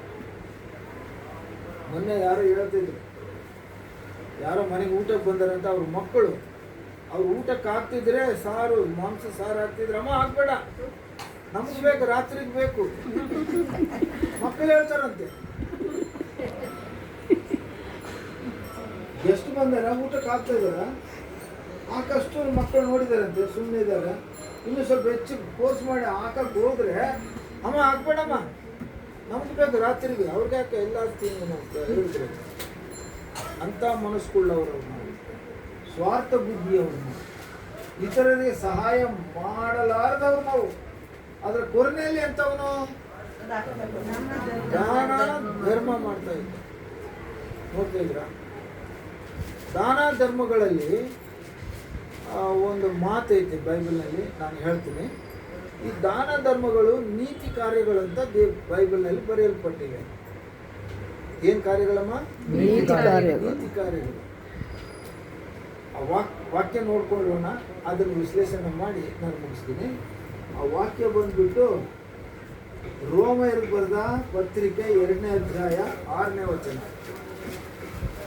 ರೋಮಾಪುರದವರು ಬರೆದ ಪತ್ರಿಕೆ 2ನೇ ಅಧ್ಯಾಯ 6ನೇ ವಚನ. ದಯವಿಟ್ಟು ಓದಬೇಕು. ಆತನು ಪ್ರತಿಯೊಬ್ಬನಿಗೆ ಅವನವನ ಕೃತ್ಯಗಳಿಗೆ ತಕ್ಕ ಅವನವನ ಕೃತ್ಯಗಳಿಗೆ ತಕ್ಕ ಪ್ರತಿಫಲವನ್ನು ಪ್ರತಿಫಲವನ್ನು ಕೊಡುವನು. ಕೊಡುವನು. ಒಂದು ಮಾತು ಜ್ಞಾಪಕದಲ್ಲಿ ಇಟ್ಕೊಳ್ರಿ. ಇನ್ನೊಂದು ವಾಕ್ಯ ನೋಡ್ಕೊಳ್ಳೋಣ. ಆ ವಾಕ್ಯ ಏನಂದ್ರೆ 2 ಕೊರಿಂಥಿ 5ನೇ ಅಧ್ಯಾಯ 10ನೇ ವಚನ.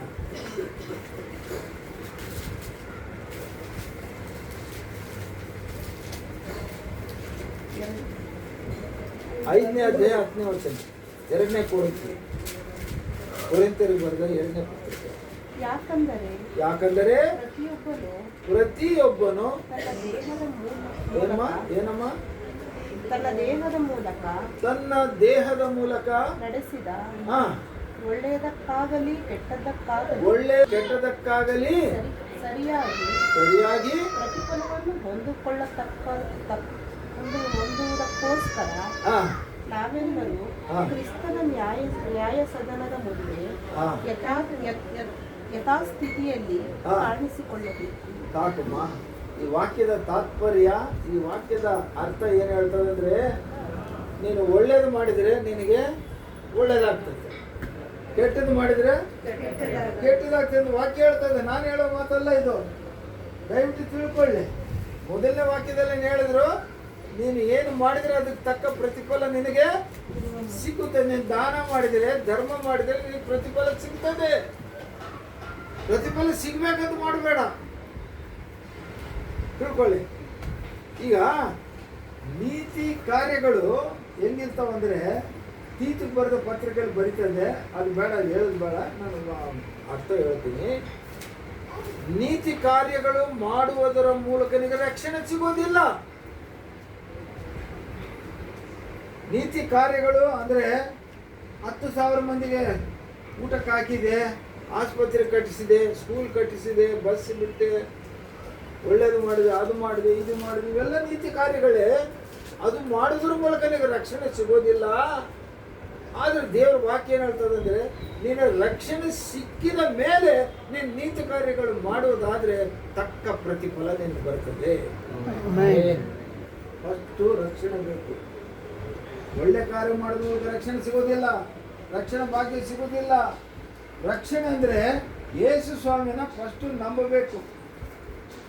ನೀವು ಹೋಗಿರಿ, ಸರ್ವ ಸೃಷ್ಟಿಗೆ ಸುವಾರ್ತೆಯನ್ನು ಸಾರಿರಿ, ನಂಬಿ ದೀಕ್ಷಾಸ್ನಾನ ಪಡೆದವರು ಶಿಷ್ಯರನ್ನಾಗಿ ಮಾಡಿ ರಕ್ಷಣೆ ಹೊಂದಿಕೊಳ್ಳುವರು. ನಂಬಿ ದೀಕ್ಷಾಸ್ನಾನ ತೆಗೆದುಕೊಂಡವರು ರಕ್ಷಣೆ ಹೊಂದುವರು. ರಕ್ಷಣೆ ಅಂದ್ರೇನು ಅರ್ಥ ಮಾಡ್ಕೊಂಡು. ರಕ್ಷಣೆ ಅಂದ್ರೇನು ಹೇಳ್ತಾರೆ, ಹುಟ್ಟಿದಾಗಿಂದ ನೀನು ಯಾವತ್ತು ರಕ್ಷಣೆ ತಗೊಳ್ತೀಯೋ ಅಲ್ಲಿವರೆಗೆ ನಿನ್ನ ಲೆಕ್ಕದಲ್ಲಿರುವಂತಹ ಎಲ್ಲ 3 ವಿಧವಾದ ತಪ್ಪುಗಳು, ಅಪರಾಧಗಳು, ಪಾಪಗಳು ಕ್ಷಮಿಸಲ್ಪಡುವವು. ಫ್ರೀಯಾಗಿ will be excuse at the rate of free ಆಗಿ ದೇವರು ಕ್ಷಮಿಸ್ಬಿಡ್ತಾರೆ. ಈ ಪದ ಅರ್ಥ ಆಯ್ತಾ? ಈಗ ಅಯ್ಯ ಪೀಟ್ರ ಎದ್ದು ಹಿಂಗೆ ಹೋಗ್ಬೇಕಾದ್ರೆ ಕಾಲು ತಗಿತು, ಉದ್ದ ಮೇಲೆ ಹಂಗೆ ಹೋದ್ರೆ ಅಯ್ಯ ನಾನು ಹೋದ್ರು ಅಂತ ನಾನು ಅನ್ಕೊಂತೀನಿ. ಒಂದು ವೇಳೆ ಅಯ್ಯ ಕಾಲು ತಗಿತು, ಸಾರಿ ಅಂದ್ರು, ಅದು ಕ್ಷಮಿಸಲ್ಪಡುವುದು. ಹೌದಲ್ವಾ? ಹೌದಲ್ಲ? ಹೋಗ್ತಾ ಎಲ್ಲೋ ಮಿಸ್ಟೇಕ್ ಆಯಿತು, ಯಾರನ್ನೋ ಹೊಡೆದಿವಿ, ರಕ್ತ ಬರಂಗ ಹೋಯ್ತು. ಆಮೇಲೆ ಏನಾಯಿತು, ಪೊಲೀಸರು ಅರೆಸ್ಟ್ ಮಾಡಿದ್ರು, ಕೋರ್ಟಿಗೆ ಹೋದ್ರು, ಕೋರ್ಟಿಂದ ಜೈಲಿಗೆ ಹೋಗ್ಬೇಕು. ಕಂಟಿನ್ಯೂಸ್ ಸಾಯೋರು ಜೈಲಿನಲ್ಲಿ ಇರ್ತಾರ? ಇಲ್ಲ, ಶಿಕ್ಷೆ ಅನುಭವಿಸಿ ಹೊರಗೆ ಬರ್ತಾರೆ. ಹೌದಲ್ವಾ? ಅಂದ್ರೆ your mistake will be excuse at the rate. ಹಣ ಕೊಟ್ಟು, ಬೆಲೆ ಕೊಟ್ಟು ಅದಕ್ಕೆ ಕ್ಷಮಿಸಲ್ಪಡುವುದು. ಒಂದು ಹಣ ಇಲ್ಲದಾಗೆ ಕ್ಷಮಿಸಲ್ಪಡುವುದು, ಇನ್ನೊಂದು ಹಣ ಕೊಟ್ಟು ಕ್ಷಮಿಸಲ್ಪಡುವುದು, ಇನ್ನೊಂದು ಕ್ಷಮಾಪಣೆನೇ ಇಲ್ಲ. ಪಾಪ. ಒಂದು ತಪ್ಪು, ಅಪರಾಧ, ಪಾಪ, ಮಿಸ್ಟೇಕ್, ಅಫೆನ್ಸ್, ಆಮೇಲೆ ಸಿನ್. ಇದು ಮಾಡಿದವರಿಗೆ ದೇವರ ವಾಕ್ಯ ನಾವೇನು ಹೇಳ್ಕೊಂಡಿದೆ ಅಂದರೆ, ನೀನು ಒಳ್ಳೇದು ಮಾಡಿದರೆ ನಿನಗೆ ಒಳ್ಳೇದು ಆಗ್ತದೆ. ಒಂದು ವೇಳೆ ನೀನು ಕೆಟ್ಟದೇ ಮಾಡ್ಕೊಂಡು ಹೋಗೋದಾದ್ರೆ ನೀನು ಲೆಕ್ಕ ಕೊಡಬೇಕು. ಲೆಕ್ಕ ಕೊಡಲೇಬೇಕು. ಮಾತಿನಲ್ಲಿ ಹೇಳ್ತಿದ್ರು ಊರಲ್ಲಿ, ಉಪ್ಪು ತಿಂದವರು ಯಾಕೆ ಹೇಳ್ತಾರೆ ಹೇಳಿ? ಆಗಲೇಬೇಕು, ಇಲ್ಲದ ಕೊರಡೆಲ್ಲ ಕಟ್ಟಾಗ್ಬಿಡ್ತವೆ. ಹಾಗೆ ನಾವು ತಪ್ಪು ಮಾಡಿದರೆ ಈ ಲೋಕದಲ್ಲಿ ದಿನ ಬರ್ತದೆ. ಏಸಪ್ಪ 2ನೇ ಸಾರಿ ಭೂಲೋಕಕ್ಕೆ ಬರುವಂತಹ ಸಮಯದಲ್ಲಿ ಆತನು ಜಡ್ಜ್ಮೆಂಟ್ ಮಾಡ್ತಾನೆ. ಜಡ್ಜ್ಮೆಂಟ್ ಮಾಡುವಾಗ ನೀನು ಲೆಕ್ಕ ಒಪ್ಪಿಸ್ಬೇಕು. ನಿನ್ನ ಲೆಕ್ಕದಲ್ಲಿ ಏನೇನೋ ಎಲ್ಲ ಬರ್ತೀನಿ, ನೀನು ಏನು ಆಲೋಚನೆ ಮಾಡಿದ್ದು ಎಲ್ಲ ಅಲ್ಲಿ ಬರೆಯಲ್ಪಟ್ಟಿರ್ತದೆ. ಆ ಬುಕ್ ಹೆಸರು ಬುಕ್ ಆಫ್ ಲೈಫ್, ಜೀವಗ್ರಂಥ. ಹೆಸರೇನು? ಜೀವಗ್ರಂಥ. ಆ ಬುಕ್ಕಲ್ಲಿ ಹೆಸರು ಇರಬೇಕು ನಮ್ದು, ಹಂಗಾದ್ರೆ ನೀನು ಪರಲೋಕ. ಆ ಬುಕ್ಕಲ್ಲಿ ಹೆಸರು ಇರಬೇಕು ಅಂದರೆ ನೀನು ಒಂದಾದ್ರೂ ಒಂದು ಆತ್ಮ ಸಂಪಾದಿಸಬೇಕು. ನೀನು ಆತ್ಮಗಳು ಸಂಪಾದಿಸಿದ್ರಿಂದ ಬುಕ್ಕಲ್ಲಿ ನೀನು ಎಂಟ್ರಿ ಇರೋದಿಲ್ಲ. ಆ ಬುಕ್ಕಲ್ಲಿ ಎಂಟ್ರಿ ಆದರೂ ಕೂಡ ನೀನು ಏನು ಆಲೋಚನೆ ಮಾಡಿದ್ದು, ನೀನೇನು ಕ್ರಿಯೆ ಮಾಡಿದ್ದು, ನೀನೇನು ಮಾತಾಡಿದ್ದು, ಸೇವೆಗೆ ಅಡ್ಡಿಪಡಿಸಿದ್ದೀರ, ಏಸಪ್ಪನ ಬೈದಿಯಾ, ಸೇವಕರನ್ನು ಬೈದಿಯಾ, ದೈವ ಜನರನ್ನು ಬೈದಿಯಾ, ನಿನ್ನ ಸಭಾ ಪಾಲಕರನ್ನು ಬೈದಿಯಾ, ಅವ್ರ ಕುಟುಂಬವನ್ನು ಬೈದಿಯಾ, ಅವ್ರ ಮಕ್ಕಳನ್ನು ಬೈದಿಯಾ, ಇವೆಲ್ಲವೂ ಲೆಕ್ಕಕ್ಕೆ ಬರ್ತವೆ. ಮಕ್ಕಳೇ, ಇವಾಗ ತಿಳ್ಕೊಳ್ರಿ, ಬಹಳ ಅರ್ಥ ಗಂಭೀರವಾದಂಥ ಮಾತಿದು. ಅಲ್ಲಿ ನಾವು ಲೆಕ್ಕ ಒಪ್ಪಿಸಬೇಕು. ಲೆಕ್ಕ ಒಪ್ಪಿಸಬೇಕಾದ್ರೆ ಲೆಕ್ಕಕ್ಕೆ ತಕ್ಕಂತೆ ನಿನಗೆ ಶಿಕ್ಷೆ, ಲೆಕ್ಕಕ್ಕೆ ತಕ್ಕಂತೆ ನಿನಗೆ ವರ, ಹೌದಲ್ವಾ? ಹಾಗಾಗಿ ನೀವು ಹೇಗಿರ್ಬೇಕಂದ್ರೆ ಯಾವಾಗಲೂ ಪ್ರಾರ್ಥನೆ ಮಾಡೋರಾಗಿರಬೇಕು, ಏಸಪ್ಪನ ಕೊಂಡಾಡುವವರಾಗಿ ಭಯಪಡಿಸೋರಾಗಿರಬೇಕು. ಇಲ್ಲಿ ಕೊರ್ನೆಯಲ್ಲಿ ಯಾವಾಗಲೂ ಕೊಂಡಾಡ್ತಿದ್ದಂತೆ, ಯಾವಾಗಲೂ ಪ್ರಾರ್ಥನೆ ಮಾಡ್ತಿದ್ದ. ಪ್ರತಿ ದಿನ ಕೂಡ ಅವರ ಕುಟುಂಬದವರ ಜೊತೆಯಲ್ಲಿ ಕೂಡಿಕೊಂಡು ಆ ಬೀದಿಯಲ್ಲಿರುವವರೆಲ್ಲರ ಎಲ್ಲರೂ ಕಲೆ ಹಾಕ್ಕೊಂಡು ಅಲ್ಲಿ ಒಂದು ಚಿಕ್ಕ ಹಿಂಡು ಮಾಡಿ ಆ ಹಿಂದಿನ ಜೊತೆ ಇವರು ಪ್ರಾರ್ಥನೆ ಮಾಡಿ ದೇವರನ್ನು ಕೊಂಡಾಡುವ, ಏಸಪ್ಪನ್ನು ಕೊಂಡಾಡುವ ಮಗನಾಗಿದ್ದ. ಅಲ್ಲಿಗೆ ಏನಾಯಿತು? ಈಗ ಈತನ ಲೆಕ್ಕಾಚಾರ ಎಲ್ಲ ಪರಲೋಕಕ್ಕೆ ಹೋಯಿತು. ಲೆಕ್ಕಾಚಾರ ಎಲ್ಲೋಯ್ತು? ಹೆಂಗ್ ಹೋಯ್ತಪ್ಪ ಅಂದ್ರೆ ಪರಲೋಕದಿಂದ ದೇವದೂತನೇ ಬಂದ ಕೆಳಗೆ. ಪರಲೋಕದಿಂದ ಯಾರು ಬಂದ್ರು? ದೇವದೂತರು ಬಂದು ಕೊರ್ನೆಲಿಗೆ ಹೇಳ್ತಾರೆ, ಕೊರ್ನೆಲಿ ನಿನ್ನ ಪ್ರಾರ್ಥನೆಗಳೆಲ್ಲವೂ ಕೂಡ ಪರಲೋಕಕ್ಕೆ ಬಂದು ದೇವರ ಪ್ರಾರ್ಥನೆಗೆ ಸೇರಿದೆ. ದೇವರು ನಿನ್ನ ಪ್ರಾರ್ಥನೆ ಕೇಳಿಸ್ಕೊಂಡಿದ್ದಾನೆ. ಬಹಳ ಸಂತೋಷ. ನಮ್ಮ ಪ್ರಾರ್ಥನೆ ದೇವ್ರ ಹತ್ರ ಹೋಗ್ತದ. ಒಂದು ಉದಾಹರಣೆ ಹೇಳ್ತೀನಿ. ಹೈದರಾಬಾದ್ಗೆ ಹೋಗಿದ್ದೇನೆ 96 ಮೋರಿಸ್ ಸಿರೋಲ್ ಅಂತ ಯಹೂದಿಯನು, ಯಹೂದಿಯನ್ ನಂಬರ್ ದೇಶ ಅಂತ ಅವ್ನು ನಂಬಿದ್ದ. ಅವ್ನು ಬಂದಾಗ ನೋಡ್ಬೇಕಂತ ಹೋಗಿದ್ದೀನಿ. ಎಲ್ಲ ಜೊತೆಲಿ ಒಂದು ಸಿಸ್ಟರ್ ಬಂದು, ಆಕೆ ರಾಣಿ, ಅರಸರು ರಾಣಿ. ಆಕೆ ಯಾರು ಸುವಾರ್ತೆ ಹೇಳಿಲ್ಲ. ಆಕೆಗೆ ಸ್ವಪ್ನದಲ್ಲಿ ಯೇಸು ಸ್ವಾಮಿ ಬಂದು ನನ್ನ ಮಗಳಾದ ನೀನು ನಿನ್ನ ತಂದೆ ಆಗಿರ್ತೀನಿ, ನೀನು ಕಾಪಾಡ್ತೀನಂತೆ, ನೀನು ರಕ್ಷಣೆ ಕೊಡ್ತೀನಿ, ನೀನು ಪರಲೋಕಕ್ಕೆ ಕೊಡ್ತೀನಿ ಅಂತ ಹೇಳಿದ್ದಕ್ಕೆ ಆಕೆ ಬ್ಯಾಪ್ಟಿಸಮ್ ತಂದೆ. ಆಕೆ ಬಂದಿದ್ದು ನಮ್ಮ ಜೊತೆ ಎಲ್ಲ ಟೀ ಕುಡಿಲಿಕ್ಕೆ ಹೋದ್ವಿ. ಲಂಚ್ ಬ್ರೇಕಲ್ಲಿ ಟೀ ಮಾಡ್ತಿದ್ದ, ಎಲ್ಲ ನಿಂತ್ಕೊಂಡಿದ್ವಿ, ಮಾತಾಡ್ತಿದ್ವಿ. ಅವನು ಪಕೋಡಿ ಹಾಕಿದ್ದ. ಪಕೋಡಿ ಎಲ್ಲ ಆಗೋಗ್ಬಿಟ್ಟಿತ್ತು. ಪಕೋಡಿ ನುಸಿ ಇರ್ತದಲ್ಲಿ. ನಾನೇನು ಮಾಡಿದೆ, ಆ ನುಸಿ ತಗೊಂಡು ಬಾಯಲ್ಲಿ ಹಾಕ್ಕೊಂಡೆ. ನಾನು ವೇಸ್ಟ್ ಅಲ್ಲ ಅಂದ್ಕೊಂಡೆ. ಸರ್ ಹಂಗೆ ಮಾಡಬೇಡಿ ಸರ್. ಏನಾಯ್ತಪ್ಪ? ಸರ್ ನಾನು ಬಡವ ಸರ್, ಅದನ್ನೂ ಮಾಡ್ಕೊತೀನಿ ಸರ್. ನನಗೆ ಬೇಜಾರು ಅಪ್ಪ. ನಾನು ಒಂದು ಸ್ವಲ್ಪ ತಗೊಂಡು ಅದಕ್ಕೆ ಏನಾದ್ರು ದುಡ್ಡು ಕಾಸು ಬೇಕಂದ್ರೆ ಅದು ಎಷ್ಟಾಗ್ತದೆ ಹೇಳು, ನಾನು ಕೊಡ್ತೀನಿ ಸರ್. ಮಂದಿನ ನಾನು ನೋಡ್ತೀನಿ ಸರ್, ನೀವು ಗೊತ್ತಿಲ್ಲದೆ ತೊಗೊಂಡಿದ್ದೀರಿ ಸರ್. ಭಾಳ ಮಂದಿ ಬರ್ತಾರೆ ಸರ್. ನಾನು ಈ ಕಡೆ ನೋಡ್ತಿದ್ದಾಗ ಹಿಂಗೆ ಎತ್ಕೊಂಡು ಬಾಕೆಣ್ಣಗೆ ಹಾಕ್ಕೊಂಡು ಹಿಂಗೆ ಎತ್ಕೊಂಡು ಬಾಯಿಗೆ ಹಾಕ್ಕೊಂತಾರೆ ಸರ್. ಗೊತ್ತಿದ್ದು ತಪ್ಪು ಮಾಡ್ತಾರೆ ಸರ್. ನೀವು ಏನು ಕೊಡೋದು ಬೇಕಾಗಿಲ್ಲ ಸರ್ ಅಂತ ಟೀ ಕೊಟ್ಟು ಮತ್ತೆ ವಾಪಸ್ ಬರ್ಬೇಕಾದ್ರೆ ಆ ಸಿಸ್ಟರ್ ಒಂದು ಮಾತು ಹೇಳೋದು ನನಗೆ. ಆ ಸಿಸ್ಟರ್ ನನ್ನ ಹೆಸರು ಪದ್ಮಿನಿ ರಾಣಿ ಅಮ್ಮ ಹೇಳ್ತಾಳೆ, ದಿನನಿತ್ಯದಲ್ಲಿ ನಾವೆಷ್ಟೊಂದು ತಪ್ಪುಗಳು ಮಾಡ್ತಾ ಇದ್ದೀವಿ. ನುಡಿಯಿಂದಲೂ, ನಡೆಯಿಂದಲೂ, ಮಾತಿನಿಂದಲೂ, ಮನಸ್ಸಿನಿಂದಲೂ ದೇಹದಿಂದಲೂ ಎಲ್ಲ ರೀತಿಯಲ್ಲಿ ತಪ್ಪುಗಳು ಮಾಡ್ತಾ ಇದ್ವಿ. ನಾವು ತಿಳ್ಕೊಳ್ತಾ ಇದ್ದೀವಿ, ಅವು ಯಾರು ನೋಡಿಲ್ಲ, ಯಾರು ಗೊತ್ತಾಗಿಲ್ಲ ಅಂತ ತಿಳ್ಕೊಳ್ತಾ ಇದ್ವಿ.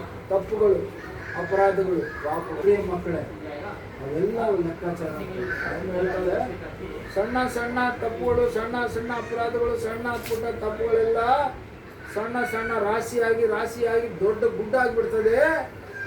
ನಾವು ಮಾಡುವ ಪ್ರಾರ್ಥನೆ ದೇವರ ಹತ್ರ ಹೋಗಲ್ಲ, ಅಡ್ಡಿ ಆಗ್ತದೆ. ತಪ್ಪುಗಳು ಮಾಡಬಾರ್ದು, ಸಣ್ಣವು ಕೂಡ ನಾವು ತಾತ್ಸಾರ ಮಾಡಬಾರ್ದು. ಸಣ್ಣ ತಪ್ಪುಗಳು ಮಾಡಬಾರ್ದು, ಸಣ್ಣ ಪುಟ್ಟ ತಪ್ಪುಗಳು ಮಾಡಬಾರ್ದು, ಅಪರಾಧಗಳು ಮಾಡಬಾರ್ದು, ಪಾಪಗಳು ಮಾಡಬಾರ್ದು. ನಮ್ಮ ಪ್ರಾರ್ಥನೆಗೆ ಅಡ್ಡಿ ಬರ್ತವೆ, ಪರಲೋಕಕ್ಕೆ ಹೋಗೋದಿಲ್ಲ. ಅಂದ್ರೆ ಕೊರ್ನೆಲಿ ಹೆಂಗ ಬದುಕಿರ್ಬೋದು, ಅಂತ ಒಳ್ಳೆ ಮನುಷ್ಯನಾಗಿ ಬದುಕಿರ್ಬೋದು. ದಿನ ಕುಟುಂಬದವರ ಜೊತೆ ಭಯದಿಂದ, ಭಕ್ತಿಯಿಂದ, ದಾನಗಳಿಂದ, ಧರ್ಮಗಳಿಂದ ಆತನು ದೇವರನ್ನು ಮನಸಾರೆ ಎಲ್ಲ ಜನರು ಯೇಸಪ್ಪನ ತಿಳ್ಕೊಳ್ಬೇಕು ಅಂತ ಕುಟುಂಬ ಪ್ರಾರ್ಥನೆ ಮಾಡಿಸ್ತಾ ಇದ್ದಾರೆ.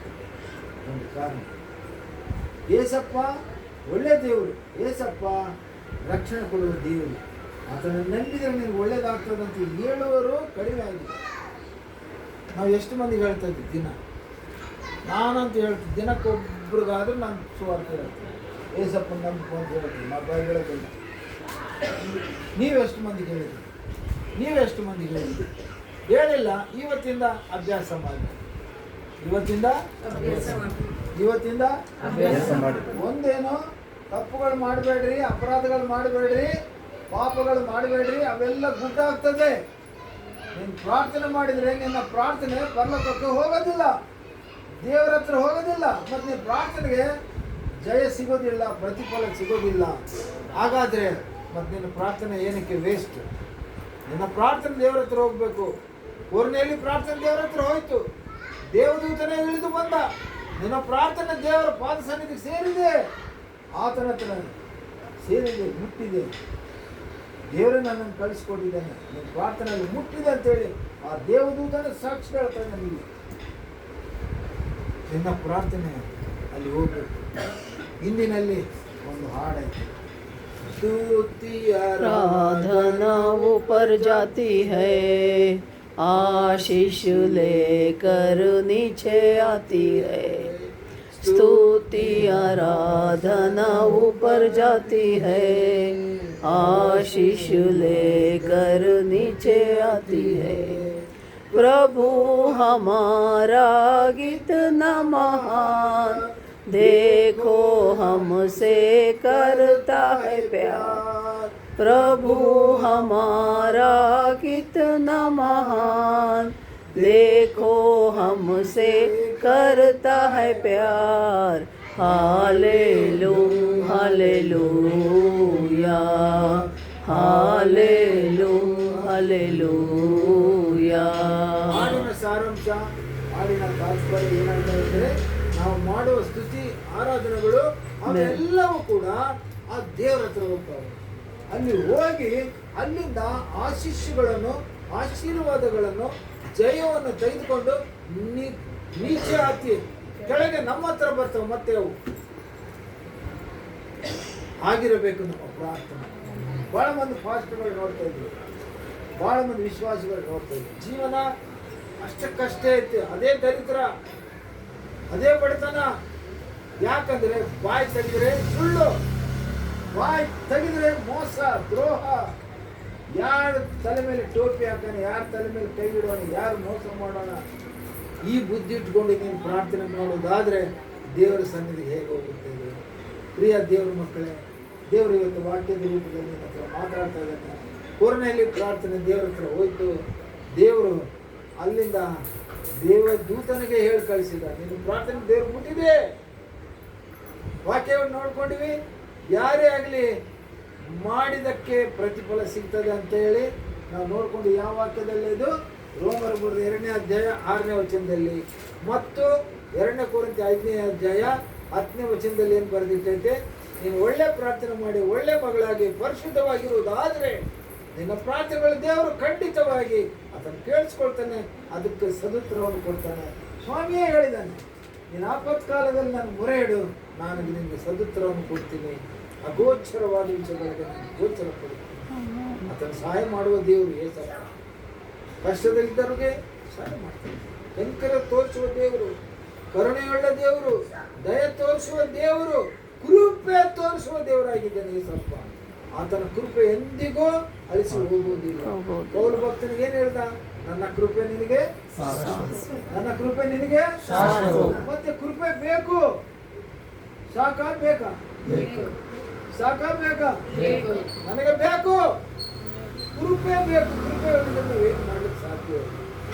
ದಿನದಿಂದ ದಿನಕ್ಕೆ ಕೃಪೆಯಿಂದ ಕೃಪೆಗೆ ನಾವು ನಡಿಬೇಕಂದ್ರೆ ದೇವರಲ್ಲಿ ಭಯಭಕ್ತರಾಗಿರಬೇಕು, ಪರಿಶುದ್ಧರಾಗಿರಬೇಕು, ಆತನಿಗೆ ಮೆಚ್ಚುಗೆಯಾದ ರೀತಿಯಲ್ಲಿ ಇರಬೇಕು. ಏಸಪ್ಪ ಬ್ಯಾಪ್ಟಿಸಮ್ ಹೊಂದಿಕೊಂಡ, ನೀವು ಬ್ಯಾಪ್ಟಿಸಮ್ ಹೊಂದಿಕೊಂಡಿ. ಆದ್ರೆ ಏನು ಬದಲಾವಣೆ ಬಂತು?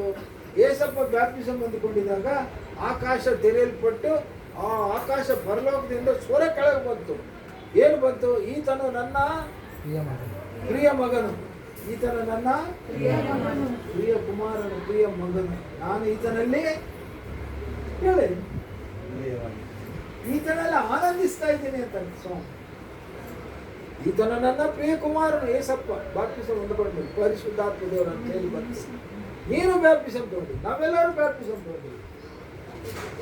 ಏಸಪ್ಪನಿಗೆ ತಂದೆಯಾದ ದೇವರಿಂದ ಮೆಚ್ಚುಗೆ ಬಂತು, ಮತ್ತೆ ನಮಗೆ ಏಸಪ್ಪನಿಂದ ಬರಬೇಕಲ್ಲ ಮೆಚ್ಚುಗೆ. ಬಂತ ಎಂದಾದ್ರೂ ತೃಪ್ತಿ ಪಟ್ಟಿಯ? ಏಸಪ್ಪನ ಮಗಳಾಗಿದ್ದಕ್ಕಾಗಿ, ಏಸಪ್ಪನ ಮಗನಾಗಿದ್ದಕ್ಕಾಗಿ ನನ್ಗೆ ಸಂತೋಷ ಆಗ್ತಾ ಇದೆ. ಏಸಪ್ಪ ಮಗನಾಗಿದ್ದಕ್ಕೆ ನನ್ನ ಸಗರ್ವ ಇದೆ. ನಾಚಿಕೆ ಪಡ್ತಿದ್ದೆ ನಾವು ಒಂದಾನೊಂದು ಕಾಲದಲ್ಲಿ. ಬ್ಯಾಪ್ಟಿಸಮ್ ತಗೊಂಡ್ಮೇಲೆ ಏಸಪ್ಪನ ಮಗ ಅಂತ ಹೇಳಲಿಕ್ಕೆ ನಾಚಿಕೆ ಪಡ್ಕೊಳ್ತಿದ್ದೆ. ಇಲ್ಲ, ನಾಚಿಕೆ ಬೇಡ, ಭಯ ಬೇಡ. ಯಾಕಂದ್ರೆ ಈ ಲೋಕದಲ್ಲಿ ಮನುಷ್ಯರು ನಮ್ಮನ್ನು ಭಯಬೀಳಿಸ್ಬೋದು, ಕೊನೆಗೆ ಪ್ರಾಣ ತೆಗೆಯಬಹುದು. ಆದರೆ ನಮಗೆ ನರಕ ಕೊಡಲ್ಲ ಅವರು, ಮೋಕ್ಷ ಸ್ವರ್ಗ ಪರಲೋಕ ಕೊಡಲ್ಲ ಅವರು. ನಮಗೆ ಪರಲೋಕ ಕೊಡುವಾತನು ರಕ್ಷಕನು, ಲೋಕಕ್ಕೆ ರಕ್ಷಣೆ ಕೊಡಲಿಕ್ಕೆ ಬಂದಂತ ಲೋಕ ರಕ್ಷಕನಾಗಿರುವಂತ ತಂದೆಯಾದ ದೇವರು ಏಸಪ್ಪ. ಅಲ್ಲೆಲ್ಲೂಯಾ. ಹಾಗಾಗಿ ಪ್ರಿಯ ಮಕ್ಕಳು, ಇವತ್ತು ದೇವರ ವಾಕ್ಯ ಹೇಳ್ತಾ ಇದೆ, ದಾನ ಧರ್ಮಗಳು ಮಾಡುವವರಾಗಿರಬೇಕು.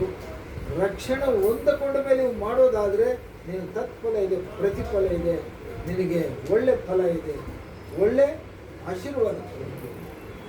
ಯಾರೋ ಕೇಳಿದ್ರು, ಕ್ರೈಸ್ತರೇ ಯಾಕೆ ಓಲ್ಡ್ ಏಜ್ ಹೋಮ್ ಮಾಡ್ತಾರೆ, ಆರ್ಫನೇಜ್ ಹೋಮ್ ಮಾಡ್ತಾರೆ, ಎಲ್ಲ ದೀನ ದಲಿತರಿಗೆ, ದರಿದ್ರರಿಗೆ, ದಿಕ್ಕಿಲ್ದವ್ರಿಗೆ ಸಹಾಯ ಮಾಡ್ತಾರೆ, ಬೇರೆಯವ್ರು ಮಾಡೋದಿಲ್ಲ ಅಂದರೆ ಯಾಕೆ ಮಾಡಿದಿಲ್ಲ? ನೀವು ಯಾರಿಗಾರು ಮಾಡಿದ್ದೀರ ಸಹಾಯ? ಮಾಡಿದಿರ? ಬೈಬಲ್ನಲ್ಲಿ ಬರೆಯಲ್ಪಟ್ಟಿದೆ, ಜೇಮ್ಸ್ನಲ್ಲಿ, ದೀನರಿಗೆ, ದಲಿತರಿಗೆ, ವಿಧವೆಯರಿಗೆ ನೀವು ಸಹಾಯ ಮಾಡಿ. ಅದಕ್ಕೆ ಹಾಸ್ಟೆಲ್ಗಳು ಕಟ್ಸೋದು, ಅನಾಥ ಆಶ್ರಮಗಳು ಕಟ್ಸೋದು ಕ್ರೈಸ್ತರು. ಯಾಕಂದರೆ ದೇವ್ರ ವಾಕ್ಯದಲ್ಲಿ ಹೇಳಲ್ಪಟ್ಟಿದೆ, ಅವ್ರಿಗೆ ಸಹಾಯ ಮಾಡಿರಿ, ಅವ್ರಿಗೆ ದಾನ ಮಾಡಿ, ಧರ್ಮ ಮಾಡಿರಿ ಅಂತ. ನೋಡ್ರಿ, ಎಂಥ ಒಳ್ಳೆ ಶಾಸ್ತ್ರ ಇದೆ, ಎಂಥ ಒಳ್ಳೆ ಧರ್ಮಶಾಸ್ತ್ರ ಇದೆ, ಎಂಥ ಒಳ್ಳೆ ಪರಿಶುದ್ಧ ಗ್ರಂಥ ನಮ್ಮದು. ಇದರಲ್ಲಿ ಮನುಷ್ಯರನ್ನು ಮನುಷ್ಯರಾಗಿ ನೋಡ್ರಿ, ಮನುಷ್ಯರನ್ನು ಸಮಾನರಾಗಿ ನೋಡ್ರಿ ಅಂತ ಹೇಳೋ ಧರ್ಮಶಾಸ್ತ್ರಗಳು ಬರೋ ಇಲ್ಲಿ ಭೂಲೋಕದಲ್ಲಿ ಕಾಣಿವೆ. ಈ ಬೈಬಲ್ ಪರಿಶುದ್ಧ ಗ್ರಂಥದಲ್ಲಿ ಮನುಷ್ಯರಿಗೆ ನಾವು ಪ್ರೀತಿ ತೋರಿಸ್ಬೇಕು. ಸಭಿಕರು ನೀವು ಹೇಗಿರ್ಬೇಕಂದ್ರೆ, ಚರ್ಚಲ್ಲಿ ಯಾರಿಗಾದ್ರೂ ಕಷ್ಟ ಇದೆ ಅಂದರೆ ಅವ್ರಿಗೆ ಸಹಾಯ ಮಾಡೋರಾಗಿದೆ. ಹಣ ಸಹಾಯ ಅಂತ ಹಣ ಕೊಟ್ಟರೆ ಸಹಾಯ ಅಲ್ಲ, ಅವ್ರು ಏಸಪ್ಪನ ನಂಬಿಕೋ, ಏಸಪ್ಪ ಪ್ರಾರ್ಥನೆ ಮಾಡಿದರೆ ನಿನಗೆ ಸಹಾಯ ಆಗ್ತದೆ ಅಂತೇಳಿ ಪ್ರಾರ್ಥನೆಯಲ್ಲಿ ಒಳ್ಳೆ ಅವ್ರಿಗೆ ಪ್ರೋತ್ಸಾಹ ಕೊಟ್ಟು, ನಂಬಿಕೆ ಬರುವಷ್ಟು ಪ್ರೋತ್ಸಾಹ ಕೊಟ್ಟು ಅವ್ರ ಪ್ರಾರ್ಥನೆಯಲ್ಲಿ ಬಲಪಡಿಸಬೇಕು. ಅದು ಸಹಾಯ ಅಂತ. ಆಗಿದ್ದೀರಾ? ಒಂದು ವೇಳೆ ಇಲ್ಲ, ಇವತ್ತು ದೇವರ ವಾಕ್ಯ ಹೇಳ್ತದೆ, ನೀನು ಪ್ರಾರ್ಥನೆ ಮಾಡು, ಇತರರಿಗಾಗಿ ಪ್ರಾರ್ಥನೆ ಮಾಡು, ನಿನಗಾಗಿ ನೀನು ಪ್ರಾರ್ಥನೆ ಮಾಡಬೇಡ. ಯಾಕೆ? ನಿನ್ನ ಬಗ್ಗೆ ಎಲ್ಲ ಗೊತ್ತು ದೇವರಿಗೆ, ಸ್ವಾಮಿಗೆ, ಏಸಪ್ಪನಿಗೆ. ನನಗೆ ಅದು ಕೊಡು, ಇದು ಕೊಡು, ಅದು ಕೊಡು, ಇದು ಕೊಡು ಅಂತ ಮಾಡ್ತೀವಿ ನಾವು. ಆ ಥರ ಪ್ರಾರ್ಥನೆ ಮಾಡಬಾರ್ದು. ನಾವು ಇತರರಿಗೆ, ಯಾರು ಕಷ್ಟದಲ್ಲಿದ್ದಾರೆ, ದುಃಖದಲ್ಲಿದ್ದಾರೆ, ವ್ಯಸನದಲ್ಲಿದ್ದಾರೆ, ರೋಗದಲ್ಲಿದ್ದಾರೆ, ದರಿದ್ರದಲ್ಲಿದ್ದಾರೆ, ಅವರು ಬದುಕಿನಲ್ಲಿ ನಿರೀಕ್ಷೆ ಇಲ್ಲದವರಿದ್ದಾರೆ, ಅವರಿಗಾಗಿ ನಾವು ಪ್ರಾರ್ಥನೆ ಮಾಡಿ. ಯೇಸು ಸಮಾಧಿ ಹೇಳಿರುತ್ತೆ, ಅದನ್ನು ವಿಜ್ಞಾಪನೆ ಪ್ರಾರ್ಥನೆ ಅಂತ ಕರೀತಾರೆ. ಏನಂತ ಕರೀತಾರೆ? ನಾವು ಯಾವಾಗಲೂ ವಿಜ್ಞಾಪನೆ ಪ್ರಾರ್ಥನೆ ಮಾಡುವವರಾಗಿರ್ತೀವಿ. ಪ್ರಾರ್ಥನೆಗೆ ಶಕ್ತಿ ಉಂಟು. ಪ್ರಾರ್ಥನೆಗೆ 545 ಹಳ್ಳಿಗಳಿಗೆ ಸುವಾರ್ತೆ ತೆಗೆದುಕೊಂಡು ಹೋಗಿದ್ದೀವಿ ಅಮ್ಮ.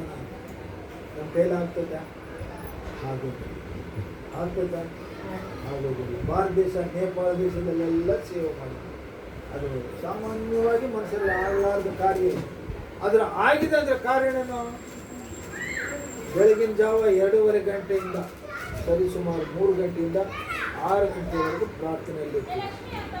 ಆ ಪ್ರಾರ್ಥನೆ ಫಲ, ಆ ಪ್ರಾರ್ಥನೆ ಶಕ್ತಿ, ಆ ಪ್ರಾರ್ಥನೆಯಿಂದಲೇ ನಾವು ಇವತ್ತು ಸೇವೆ ಮಾಡಲಿಕ್ಕೆ ಅನುಭವವಾಗಿದೆ. ಸೇವೆ ಮಾಡ್ತಾ ಇದ್ದೀವಿ. ಅದು ಸೇವೆ ದೇವರು ಕನಿಕರಿಸಿದ್ದಾನೆ. ಸೇವೆ ನಮಗೆ ಜಯ ಕೊಟ್ಟಿದ್ದಾನೆ. 80ರ ಹತ್ತಿರ ಬರ್ತಾ ಇದ್ದೂ ಕೂಡ ಇನ್ನೂ ಸೇವೆಯಲ್ಲಿದ್ದೀವಿ. ಕಾರಣ ಏನಂದರೆ ಪ್ರಾರ್ಥನೆ. ಯಾವಾಗಲೂ ಪ್ರಾರ್ಥನೆ ಮಾಡೋರಾಗಿರ್ಬೇಕು. ಅಮ್ಮ ಒಂದು ಕಡೆ ಪ್ರಾರ್ಥನೆಯಲ್ಲಿರ್ತಾರೆ ಮನೆಯಲ್ಲಿ, ನಾನೊಂದು ಕಡೆ ಪ್ರಾರ್ಥನೆಯಲ್ಲಿ ಇರ್ತೀನಿ. ಅವರೊಂದು ಕಡೆ ವಾಕ್ಯ ಹೇಳ್ತಿರ್ತಾರೆ, ನಾನೊಂದು ಕಡೆ ವಾಕ್ಯ ಹೇಳ್ತೀನಿ. ಅವರೊಂದು ಕಡೆ ಬೈಬಲ್ ಓದ್ತಾ ಇರ್ತಾರೆ, ನಾನೊಂದು ಕಡೆ ಬೈಬಲ್ ಓದ್ತೀನಿ. ಮನೆಯಲ್ಲೇ ಇರ್ತೀವಿ, ಆದರೆ ಯಾವಾಗಲೂ ದೇವರ ಕಾರ್ಯದಲ್ಲಿ ಇರ್ತೀವಿ. ಪ್ರಿಯ ದೇವರ ಮಕ್ಕಳೇ, ದೇವರು ಇವತ್ತು ನಿಮ್ಮ ಹತ್ರ ಮಾತಾಡ್ತಾ ಇದ್ದಾನೆ. ಏನಂದರೆ ಪ್ರಾರ್ಥನೆ ವೀರರಾಗಿ, ಪ್ರಾರ್ಥನೆ ಪರರಾಗಿ ಅಲ್ಲ, ಪ್ರಾರ್ಥನೆ ವೀರರಾಗಿರಬೇಕು. ಪ್ರಾರ್ಥನೆ ಮಾಡಿದರೆ ಅದಕ್ಕೆ ಜಯ ಸಿಗಬೇಕು. ಅದು ಪ್ರಾರ್ಥನೆ ವೀರರು, ಹೌದಲ್ವಾ? ಸುಮ್ಮನೆ ಪ್ರಾರ್ಥನೆ ಮಾಡಿದ್ರೆ ಹೋಗಿನೇ ಅಂದರೆ ಅಷ್ಟೇ ಅಲ್ಲ. ಪ್ರಾರ್ಥನೆ ಮಾಡಿದಾಗ ಅದಕ್ಕೆ ಜಯ ಸಿಗುತ್ತೆ. ನಮ್ಗೆ ಯಾವಾಗ ಸಂತೋಷ ಆಗ್ತದೆ ಅಂದರೆ, ದೇವ್ರ ಮಕ್ಕಳಿಗೆ ಯಾರಿಗಾದ್ರೂ ಪ್ರಾರ್ಥನೆ ಮಾಡಿದಾಗ ಅವ್ರು ತಿರುಗಿ ನಮ್ಗೆ ಹೇಳ್ತಾರೆ, ಅಯ್ಯ ಪ್ರಾರ್ಥನೆ ಮಾಡಿದ್ವಿ, ಕೆಲಸ ಆಯ್ತಯ್ಯ, ಸಂತೋಷ ಆಯ್ತಯ್ಯ ಅಂತ ಅವ್ರು ಹೇಳಿದಾಗ ನಮ್ಗೆ ಎಷ್ಟು ಸಂತೋಷ, ಎಷ್ಟು ಸಂತೃಪ್ತಿ. ಹಾಗಾಗಿ ನೀವು ಕೂಡ ಅದೇ ಥರ ಯಾರಿಗಾದ್ರೂ ಪ್ರಾರ್ಥನೆ ಮಾಡಿದಾಗ ಅಲ್ಲಿ ಜಯ ಸಿಕ್ಕಿರಲಿ. ಅಂಥ ಮಕ್ಕಳಾಗಿ, ಅಂಥ ದೇವರ ಮಕ್ಕಳಾಗಿ, ಅಂಥ ಪ್ರಾರ್ಥನೆ ಉಳ್ಳವರಾಗಿ ನೀವು ನಿಮ್ಮ ಜೀವನದಲ್ಲಿ ನಿಮ್ಮನ್ನು ನೀವು ಬದಲಾಯಿಸಿಕೊಂಡು ಹೋದಾದರೆ ದೇವರು ನಿಮ್ಮೊಡನೆ ಇರ್ತಾನೆ. ದೇವರು ನಿಮ್ಮ ಮನಸ್ಸಲ್ಲೇ ಇರ್ತಾನೆ, ನಿಮ್ಮ ಹೃದಯದಲ್ಲಿರ್ತಾನೆ, ನಿಮ್ಮ ಮನೆಯಲ್ಲಿರ್ತಾನೆ, ನಿಮ್ಮ ಜೀವನದಲ್ಲಿರ್ತಾನೆ. ಯಾವಾಗಲೂ ನಿಮ್ಮನ್ನು ಕಾಯುವ ದೇವರು, ಕಾಪಾಡುವ ದೇವರಾಗಿರ್ತಾನೆ. ಹಲ್ಲೆಲೂಯಾ. ಹಾಗಾಗಿ ಈ ಚಿಕ್ಕ ವಾಕ್ಯವನ್ನು ದೇವರು ಆಶೀರ್ವದಿಸಲಿ. ಸಮಯವನ್ನು 5 ಗಂಟೆಗೆ ಮುಗಿಸ್ತಾ ಇದ್ದೀನಿ.